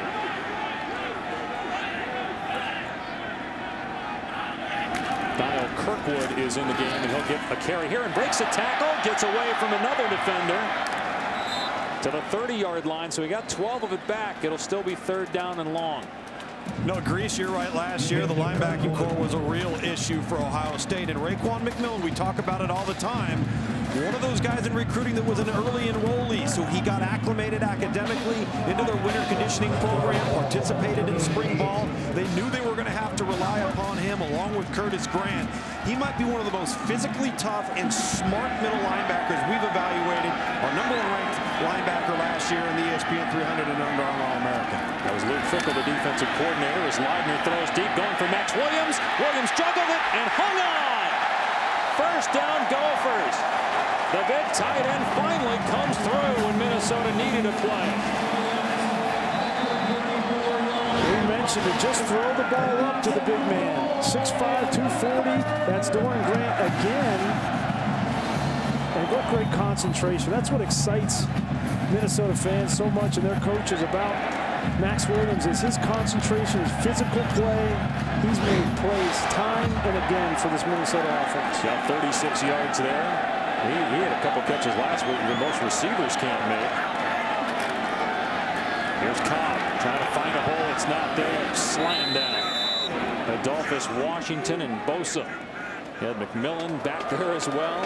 And no gain on the play. The adjustment for Ohio State in the second half on defense has been pretty clear here in the first couple of drives. They are not concerned about Minnesota throwing the football. They're going to get Tyvis Powell and Von Bell into the line of scrimmage. You see there, Luke Fickell and Chris Ash. Chris Ash brought on to be more aggressive on the defensive side, and they want to get those guys involved in the front seven in the running game.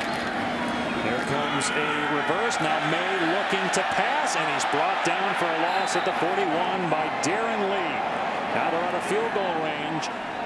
Great read by the freshman linebacker Darren Lee. A loss of a handful. They were trying to get the ball downfield to Max Williams. Here he is here. He's going to sneak out. Watch, he's going to fall down. May gets the pitch, and then Williams falls down. He gets tripped up. That's where they were going to go with the football. Ohio State a little bit fortunate there, because you throw that ball up to the 6'5" tight end, and it could have been an easy touchdown. And now you're in a situation where, how does this impact your play calling? 3rd and 17. We've seen the leg strength of Santoso. You think you got to get 5 or 6 yards to give him another shot. But they're going to pass. Leitner over the middle, high, and picked off. Intercepted at the 20-yard line. It's Duran Grant. Grant brings it back to the 44.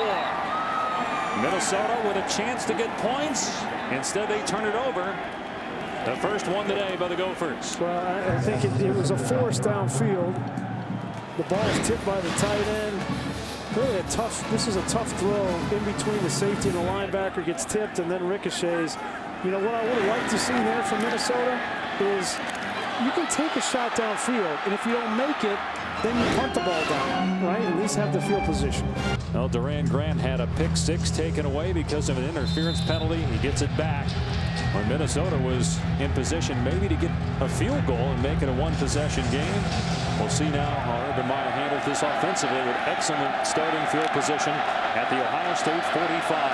And a fumble on the play. Barrett jumps back on it. So the Buckeyes keep possession, a 2-yard loss. Here's Robert Flores in the studio.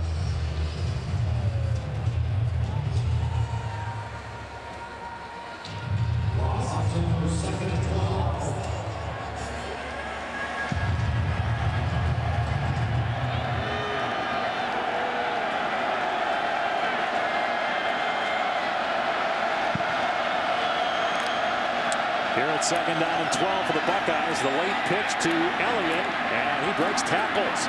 Elliott finally brought down near midfield by Damian Wilson. This is a huge 3rd down for Minnesota as we close in on the final minutes of the 3rd quarter.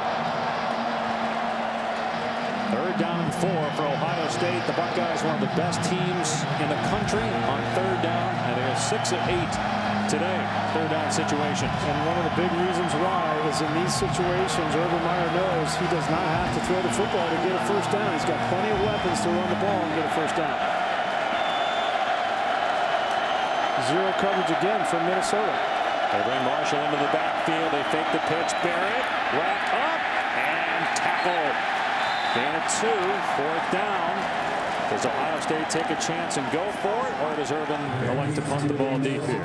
Great play by Devondre Campbell, the linebacker. Same thing. Here he is right here. Take a look. Same quarterback counter play. The fake pitch. Watch Campbell fold back in. And with the size that Campbell has at 240 pounds, easily gets JT Barrett on the ground. If it wasn't him making the hit, maybe Barrett does get the 1st down. And that's what Jerry Kill told us at halftime was, look, we're going to continue to play the same aggressive style. For us to get the numbers on the quarterback run game, we've got to play zero coverage. Cameron Johnston has not had a good day punting the football. This isn't bad. Could have been a lot worse for Minnesota. Fair catch made to the 18-yard line by Craig James. And now Minnesota, you'd think, has to score, knowing that possessions are going to be few here in the final frame. Ohio State at 8 in their latest college football playoff rankings. Trying to keep hopes alive of a spot in the Final Four. 1st down for the Golden Gophers. Just shy of their 20-yard line. Here's Cobb through a hole. And Cobb wrapped up near the 1st down. 9-yard pickup there. Josh Perry on the tackle. Cobb is over 100 yards on the day, over 1,300 on the season, and over 2,500 the last 2 years after barely playing the first 2 years. Meanwhile, Josh Perry shaken up for Ohio State. Minnesota with the 2nd down and short. They'll let the 3rd quarter run out. If you would have told Jerry Kill that you're headed in the 4th quarter, it's still within striking distance, I think he would have taken it. 10-point lead for the Buckeyes as we go to the 4th. And they'll keep it here with Leidner, and he's able to move the sticks. Got the 1st down to the 29-yard line. Near the 30. How many possessions will Minnesota get? Down 10. They'd love a nice long drive here, get something out of it. They had a chance on the last possession to get at least a field goal, but a turnover, a pick by Leidner ended their hopes of that. With this Ohio State defensive line having 4 guys that play just about every snap on defense, how will they fare in the 4th quarter? Here's Cobb, finds a crease. An ankle tackle past the 35 by Darren Lee. Been a lot of ankle tackles on David Cobb. And I think he was just frustrated there, saying it happened again. I thought I had a touchdown. Well, this is the time of the game where David Cobb and the physical nature starts to take his toll. And Minnesota wanted to get this game to the fourth quarter and see if they could begin to wear down that defensive line and start to break some of those big runs. And Cobb knows he was close. 8 yards there. So 2nd down and 2. And Cobb this time stood up. Forward progress will put him right at the 1st down marker. Like a good spot. Here, Minnesota fan Josh Perry, who was shaken up earlier but back on the field, was the first man there. And they'll spot him just short. So 3rd down and a yard here for Minnesota. And this is a good scenario for Minnesota. You know, you have a positive play on 1st down, and you get in 3rd and short situations. They feel very comfortable with either Mitch Leidner or David Cobb and their size and strength and ability to convert. They bring Max Williams into the backfield here, and it will be Leidner. And he gets some help, but a flag down. Max Williams came in there and drilled his quarterback. Flag was thrown on the far sideline. Illegal formation on the offense. 5 men in the backfield. 5-yard penalty. Replay 3rd down. And Jerry Kill knows that's a penalty you just can't have in that situation. And that's a killer because they had converted the 1st down. And now they're going to be in a situation where they may need to throw the football. And they're only 4 of 11 on the day throwing the football. So we go from 1st and 10 to a 3rd down and 6 at the 34-yard line. And it infuriates a coach like Jerry Kill because you have guys up front, offensive linemen that are coming off the ball, getting 1st downs and controlling the game, and you have a wide receiver that doesn't get on the ball. Now they spread it out here on 3rd down and 6. Leidner rolling to his right and looking into traffic. It's intercepted again, this time by Von Bell. And Bell is to the Minnesota 30. Back-to-back picks thrown by Leidner. And Ohio State will take over deep in Minnesota territory. Well, and it's trying to flood one side of the field, and the problem is it's too congested. You're going to see, you can run it here, guys. You're going to see there's going to be 2 guys running an out route, and he's trying to get the ball to May, frees it there. See right here, there's Von Bell, and he's just waiting on that. You can't throw that ball back like that in a congested area, but you knew that for Minnesota to convert on a 35, 36, they're going to have to throw the ball. I just haven't had that consistency throwing the ball today. So that penalty, after converting that 3rd down, is huge. Well, think about that. 2nd and 2. 2nd and 2, then 3rd and 1, and then with a penalty 3rd and 6. And that's not where Minnesota's successful. How many teams are? Elliott met at the point of attack and dropped. Minimal gain there. Jack Lynn, the first man to greet Elliott, as Minnesota knows it has to hold Ohio State to a field goal here.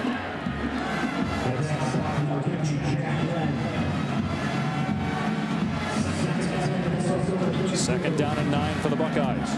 Ohio State trying to get to 9-1, 6-0. Big Ten play. They have not lost under Urban Meyer in a Big Ten regular season yet. 32-3 with the losses. Virginia Tech out of conference, Michigan State in the Big Ten championship, and Clemson in the bowl game. Elliott rumbles to the 26.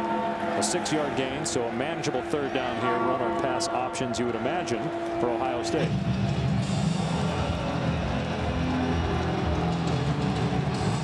Only 13th year coaching for Urban Meyer as a head coach. You think he's been around forever? Yeah. But he's only 15. 13th year as a head coach. Success, Bowling Green, Utah. 2 titles at Florida, trying to bring a championship. Ohio State, they had an undefeated season his first year, but they were not eligible because of violations by the previous staff under Jim Tressel. 3rd down and 4. Barrett little roll to the left, and the catch made by Marshall for a 1st down. Spun out a play inside the 20. And it's a simple rollout here. Jalen Marshall is taking over for Dontre Wilson, who was injured. And you see that was Thompson, the safety, who just did not have the right angle. He tried to play between Marshall and Barrett and just didn't have the right angle, and it was an easy conversion.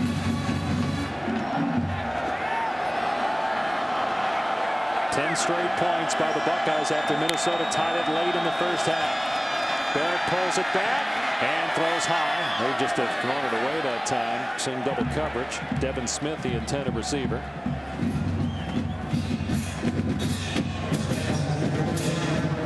Back and take a look. This is the 3rd down penalty. Both these guys are off the line of scrimmage. That leaves only 6 on the ball. 5 guys in the backfield, and that's why Minnesota was forced with that penalty. After they converted, you see clearly they're off the ball. It's a good call by that official. It was a big penalty in the course of this game for Minnesota. Again, something had nothing to do with the play, right? When you line up as a receiver wide, you know the ball's not coming out that way anyway. You just kind of fell asleep. It's the details.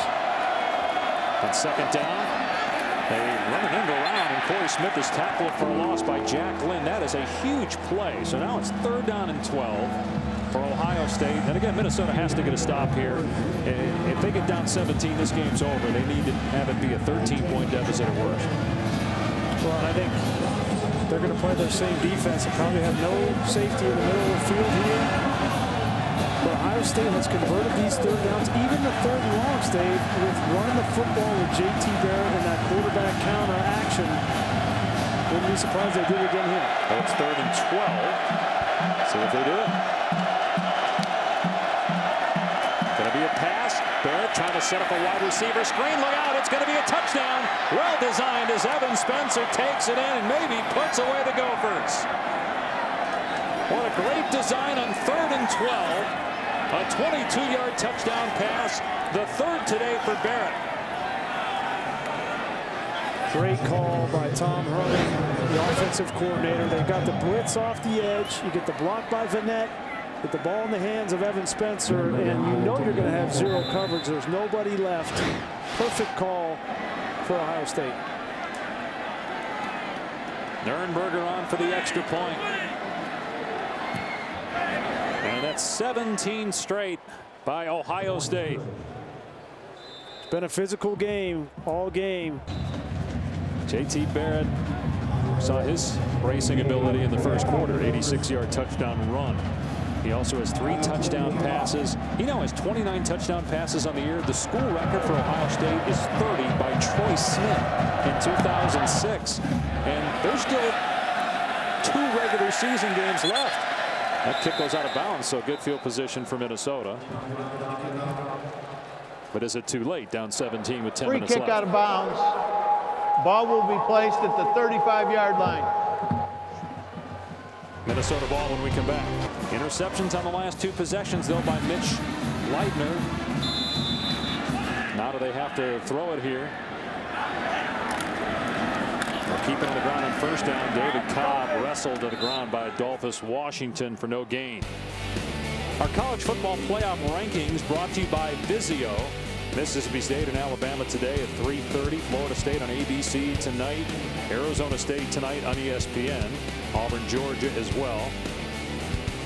Ohio State back in the conversation, but a lot has to happen in front of the Buckeyes, assuming they continue to win. Well, Ohio State fans will be rooting for the Hurricanes tonight, that's for sure. That would be one to get Florida State. And then, you know, the TCU game, the way TCU beat Minnesota 30-7 is naturally going to be compared with how this game finally ends up in the win column for Ohio State. Cobb, beautiful cutback, got the 1st down to the 46-yard line. But the big issue is the strength of schedule for Ohio State. They've beaten one top 25 team, and that's Michigan State.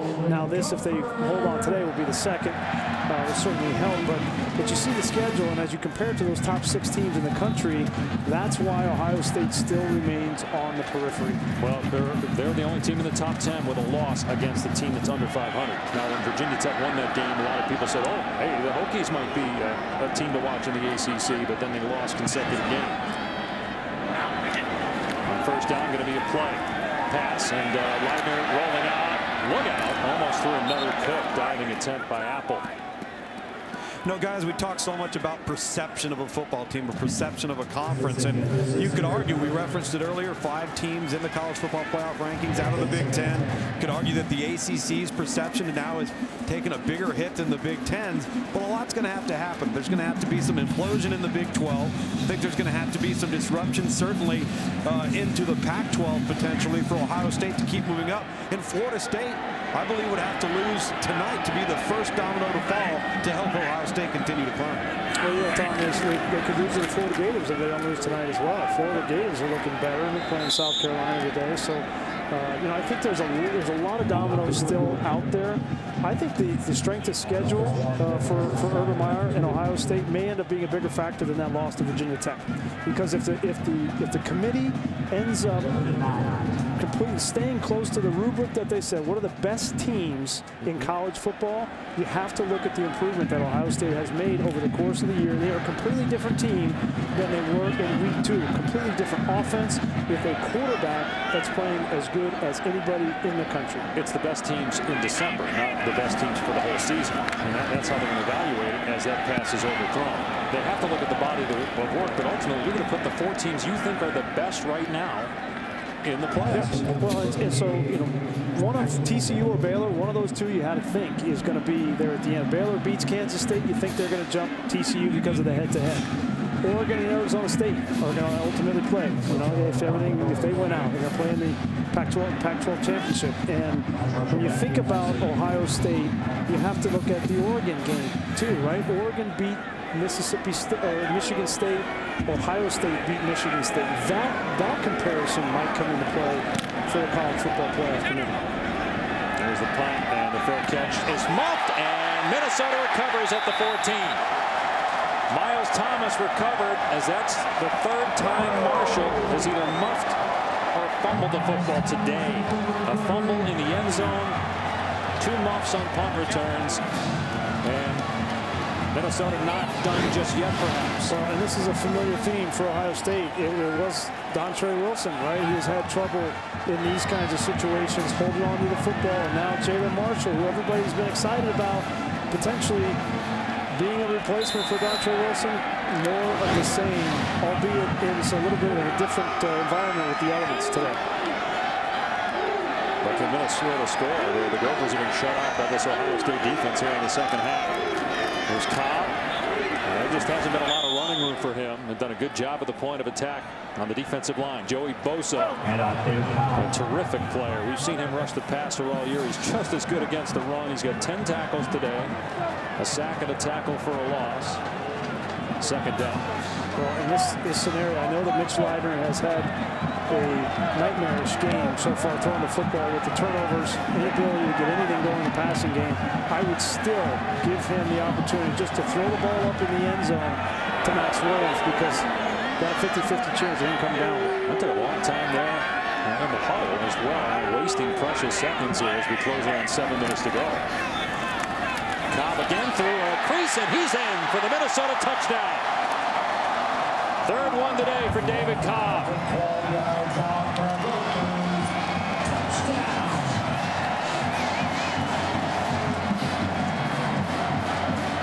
Cobb doing what he can to keep the Gophers' hopes alive on his final home game as a Gopher.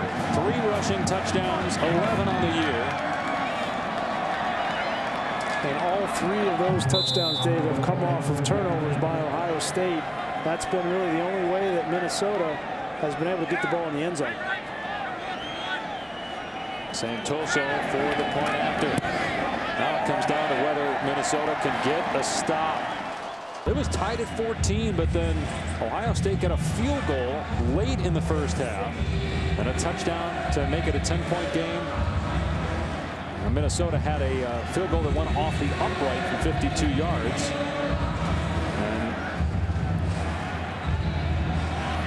Then a muffed punt by Jalen Marshall that was recovered by Minnesota. The Gophers, we saw Kerry Coombs, a special teams coach, talking with Urban Meyer, expecting an onside kick here from the Gophers. They shift everybody around. Instead, it's going to be a kick deep. Curtis Samuel from the 5-yard line.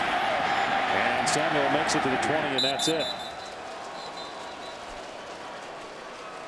Can Minnesota's defense get a stop with 7 minutes left? As it is, Ohio State by 10, and here's Barrett. Saw something, a big gap in the middle of the defense, and he takes it to the 27. Or the 27. Barrett with a great day all around again. 4 total touchdowns. Marshall had one of those touchdowns, a reception and run after the catch, but he's had 3 times where he's put the ball on the ground. 2 muff punts and a fumble as he was going in to score. 2nd and 3. And Elliott close to the first down, should have it at the 30.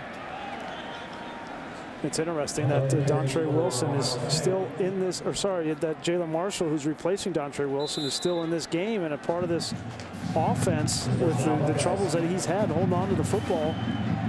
But I think Urban Meyer realizes that this is a player that's got special talent and is going to be a part of this program for a long time, to show the faith in him in this kind of environment, even though he's made some mistakes, trying to build the character of a player for the future. And he's always talked about, you know, I don't get on players a lot when they make mistakes. I usually get on them when things are going well to try to continue to motivate them and get them to the next level. They know what they did wrong when they make mistakes.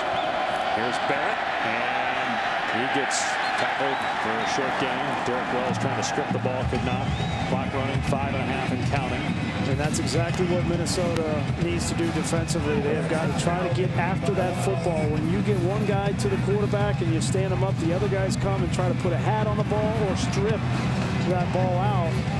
As we mentioned, all 3 of the touchdowns from Minnesota have come off of turnovers, and Minnesota should be used one win.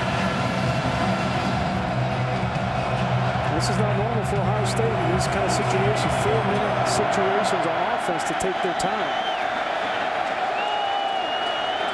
Couple more first downs, game might be over.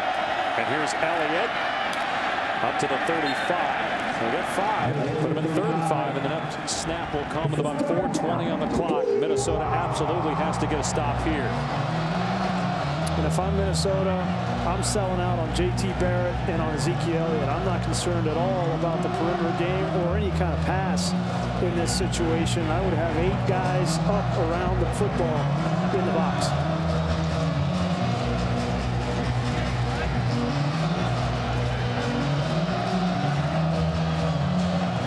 Ohio State 7th in the country in 3rd down conversion percentage. They're right around 80% today. 3rd down and 5. Barrett on the run, and he tries to cut it back, breaks a tackle and gets the first down. Damian Wilson with a hit, but give J.T. Barrett credit again running the football. That was a quarterback run all the way. I think it was Jalen Myron coming up from the safety position that had a chance. You're going to see a bolt of yellow from right to left on your screen right there, who just whiffed. And if he had gotten, Jerry Kill knows, if he had gotten at least a little bit of J.T. Barrett, it might have got a 4th down.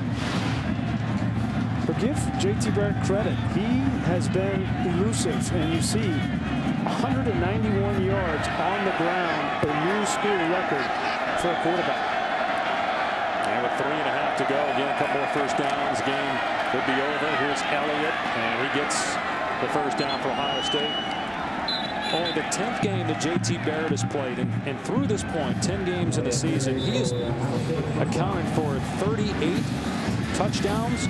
At this stage of their careers, Braxton Miller and Terrell Pryor had less than half that number. I mean, that tells you what this guy's been able to do. And he thought going into camp he was going to be the 3rd-string quarterback. Now he's a starter and got a chance to win a Big Ten championship. He was in a competition with Cardale Jones for the backup role. That was his sole focus all summer, coming in knowing that Braxton Miller was going to be the guy. And then, you know, on that fateful day in August at preseason camp, Braxton Miller goes down, and all of a sudden, as you see Ezekiel Elliott up the middle, all of a sudden J.T. Barrett is now in a position where this entire season, this talented team is on his shoulders, and he has done nothing but get better every single week. You got to have a lot of respect for a guy like that. And if Ohio State wins, who knows, they could face the winner of that game in the Big Ten championship, although Minnesota still plays Nebraska and Wisconsin. So the Gophers, even with a loss today, could still win the Big Ten West. Great day for J.T. Barrett and the Buckeyes. Close out the Gophers inside 3 minutes to go, leading by 10. 2nd down and 5. Quarterback run all the way for Barrett, and he's met by Campbell in the hole. He gets to the 42. Timeout taken by Minnesota, 1 remaining. Just finish up on the J.T. Barrett story. Brian, you talked about that fateful day at practice. You were there when Braxton Miller was injured, and J.T. Barrett was called upon to step in and take over for a guy that was the Big Ten Player of the Year. And now Barrett himself could be the Big Ten Player of the Year. How has he changed? How has his team changed since that day? Well, you know, when I was at practice, you see a guy go down like Braxton Miller. The air was sucked out of the entire team on that practice field. And I remember I had to look down at my roster to see who number 16 was, because he was going in to take the reps. And nobody knew who JT Barrett was. And now, as you fast forward to the Virginia Tech game, and he struggles and he throws 3 interceptions, and it was a nightmare.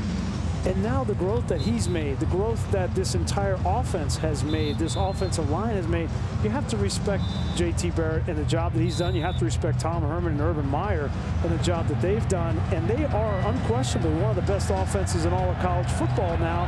And to say that in the same season, only 3 months later from when he found out that this was going to be his job. And then the question is, next year, when Braxton Miller's healthy in spring, what is Urban Meyer going to do? I think that's on everybody's mind in Columbus. Barrett on 3rd down and 3. Hit by Campbell and taken down. It'll be 4th down. Bring it Tom.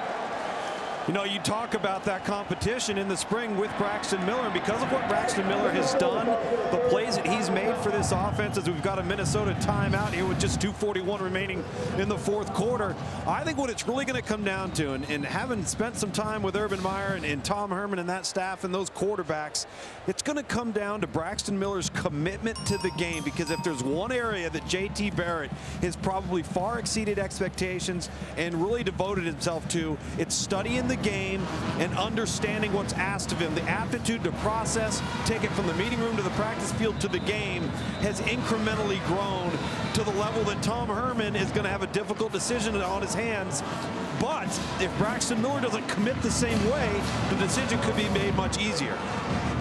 That's a great point, Tommy. It's you get a taste of a quarterback, if you're Urban Meyer, that understands and learns and executes what you try to create in your mind as a play unfolds, and that you get used to that. And it's very difficult to go back to a scenario where you have Braxton Miller, who just was growing in that process, but still was just a playmaker.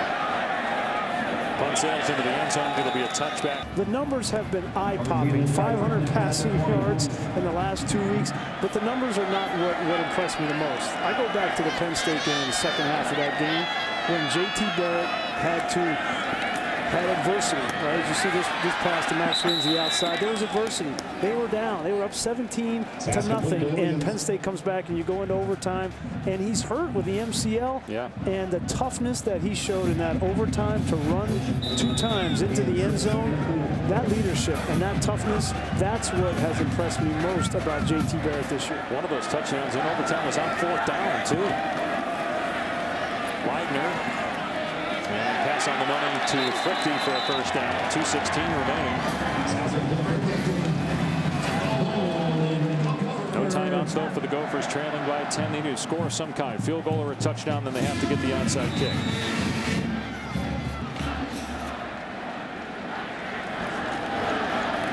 Widener stepping up and looking for the sideline. Can he get there? No.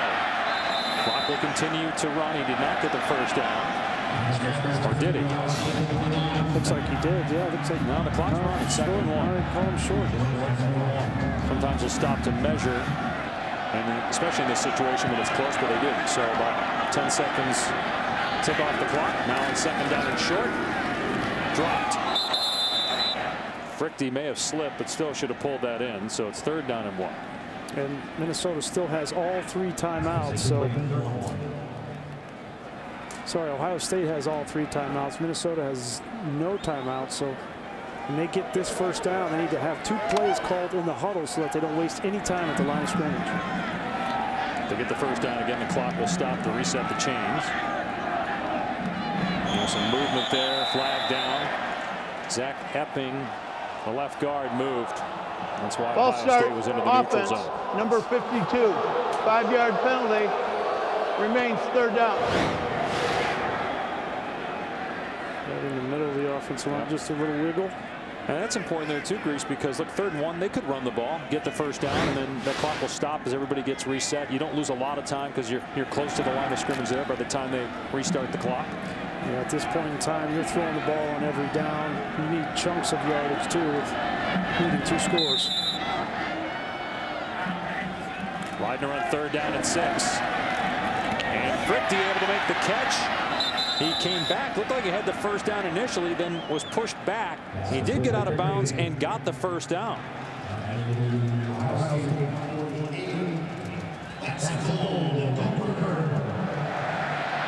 1:40 on the clock. Gophers down 10.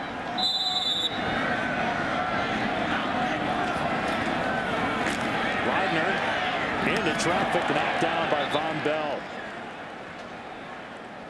May the intended receiver. I think Ohio State's defense, struggled last week. They played pretty well today. They had a quick change, that interception where they had to get on the field on the short field and gave up a touchdown. Also with the muff punt by Jalen Marshall, that gave Minnesota the ball inside the 20. Yeah, I think the thing last week was Jeremy Langford kind of carved him up a little bit, and today Cobb did as well. Leidner running, and he's got room inside the 30. Leidner inside the 20. They'll stop the clock to get the chain gang down there to the 17-yard line. 1:25 left. Well, if you're Leidner, you need to get going. Get up the line of scrimmage. Get your play called. Remember, you can kick a field goal here if you want to. Spike the ball. And how do you handle this? You're in a situation where it's about a 35, 40-yard field goal. Would you do it here? Do you run a couple plays? No, they're going to bring the field goal team out. Let's say get the points and then get the onside kick to give us a chance. And there's no right or wrong answer there. You can do it both ways. You could take 3 shots at the end zone with Max Williams, but you can't argue with this decision with Jerry Kill either. You got to have the 3 to tie this game up, so go ahead and get it. 33-yard attempt for Santoso. Try to keep Minnesota in it. Urban's going to call a timeout. That'll leave Ohio State with 2. Just to be in this position for Minnesota and for Jerry Kill to be in late in the fourth quarter against Ohio State, number 8 team in the country, sitting at 7-2 with your own record, and to be in this game competitively, you cannot say enough about the job that Jerry Kill has done here in Minnesota. It shouldn't come as a surprise. He's done it everywhere he's been, from small schools all the way up to now being in the Big Ten. It doesn't matter. He has turned programs around and done it fast. 33-yard attempt by Ryan Santoso. Another timeout by Ohio State. Fans don't like it here, but can't take them with you to the game next week at home against Indiana. So Ohio State going to use him here and try to ice the kicker, who's already pretty darn cold. He's from Florida. He's from Florida. All right, Santoso will get a chance here for a 33-yard field goal. Try to make it a 1-possession game. And the kick is good. And Minnesota's not done. Can they recover an onside kick? It's an impressive kicker here. I mean, that one that he ricocheted off the upright was a long kick. He's got plenty of leg. You see how big he is. And he gets a lot of torque on that leg. And it's an impressive kicker. Officially 34 yards. Let's check in with Robert Flores before the onside kick. And Minnesota with a chance. If it recovers the onside kick, no timeouts. They need a touchdown. 1:19 on the clock. They'll have to go about 60 yards or so. They have not recovered an onside kick since 2011. And this is their first attempt this season. This is the game right here. If Ohio State recovers, the Buckeyes win. If Minnesota recovers, and we want nervous fans in Columbus and on the Ohio State sideline for 79 more seconds.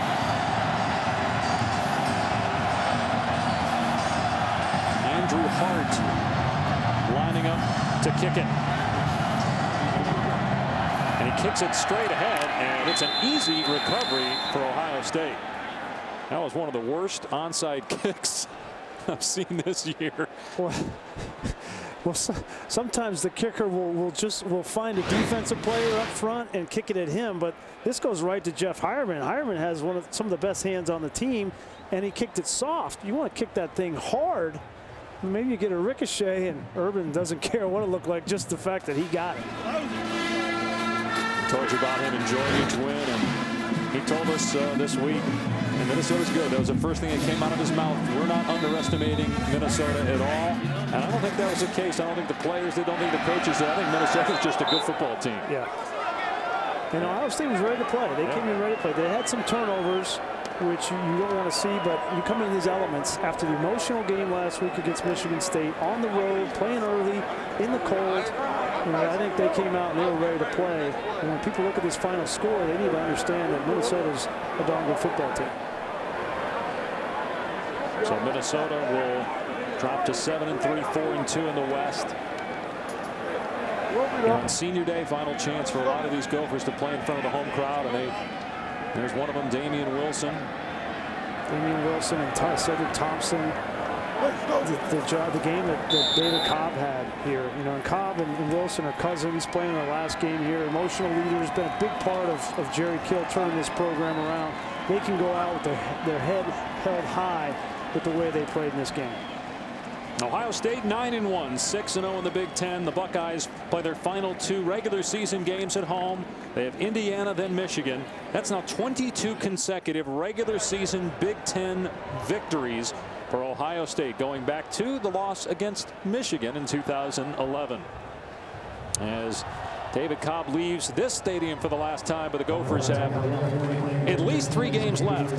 2 in the regular season, at Nebraska, at Wisconsin. A bowl game for sure, but also still an outside chance at playing in the Big Ten championship, because if they beat Nebraska and Wisconsin, they'll have a chance depending on how the tiebreakers play out.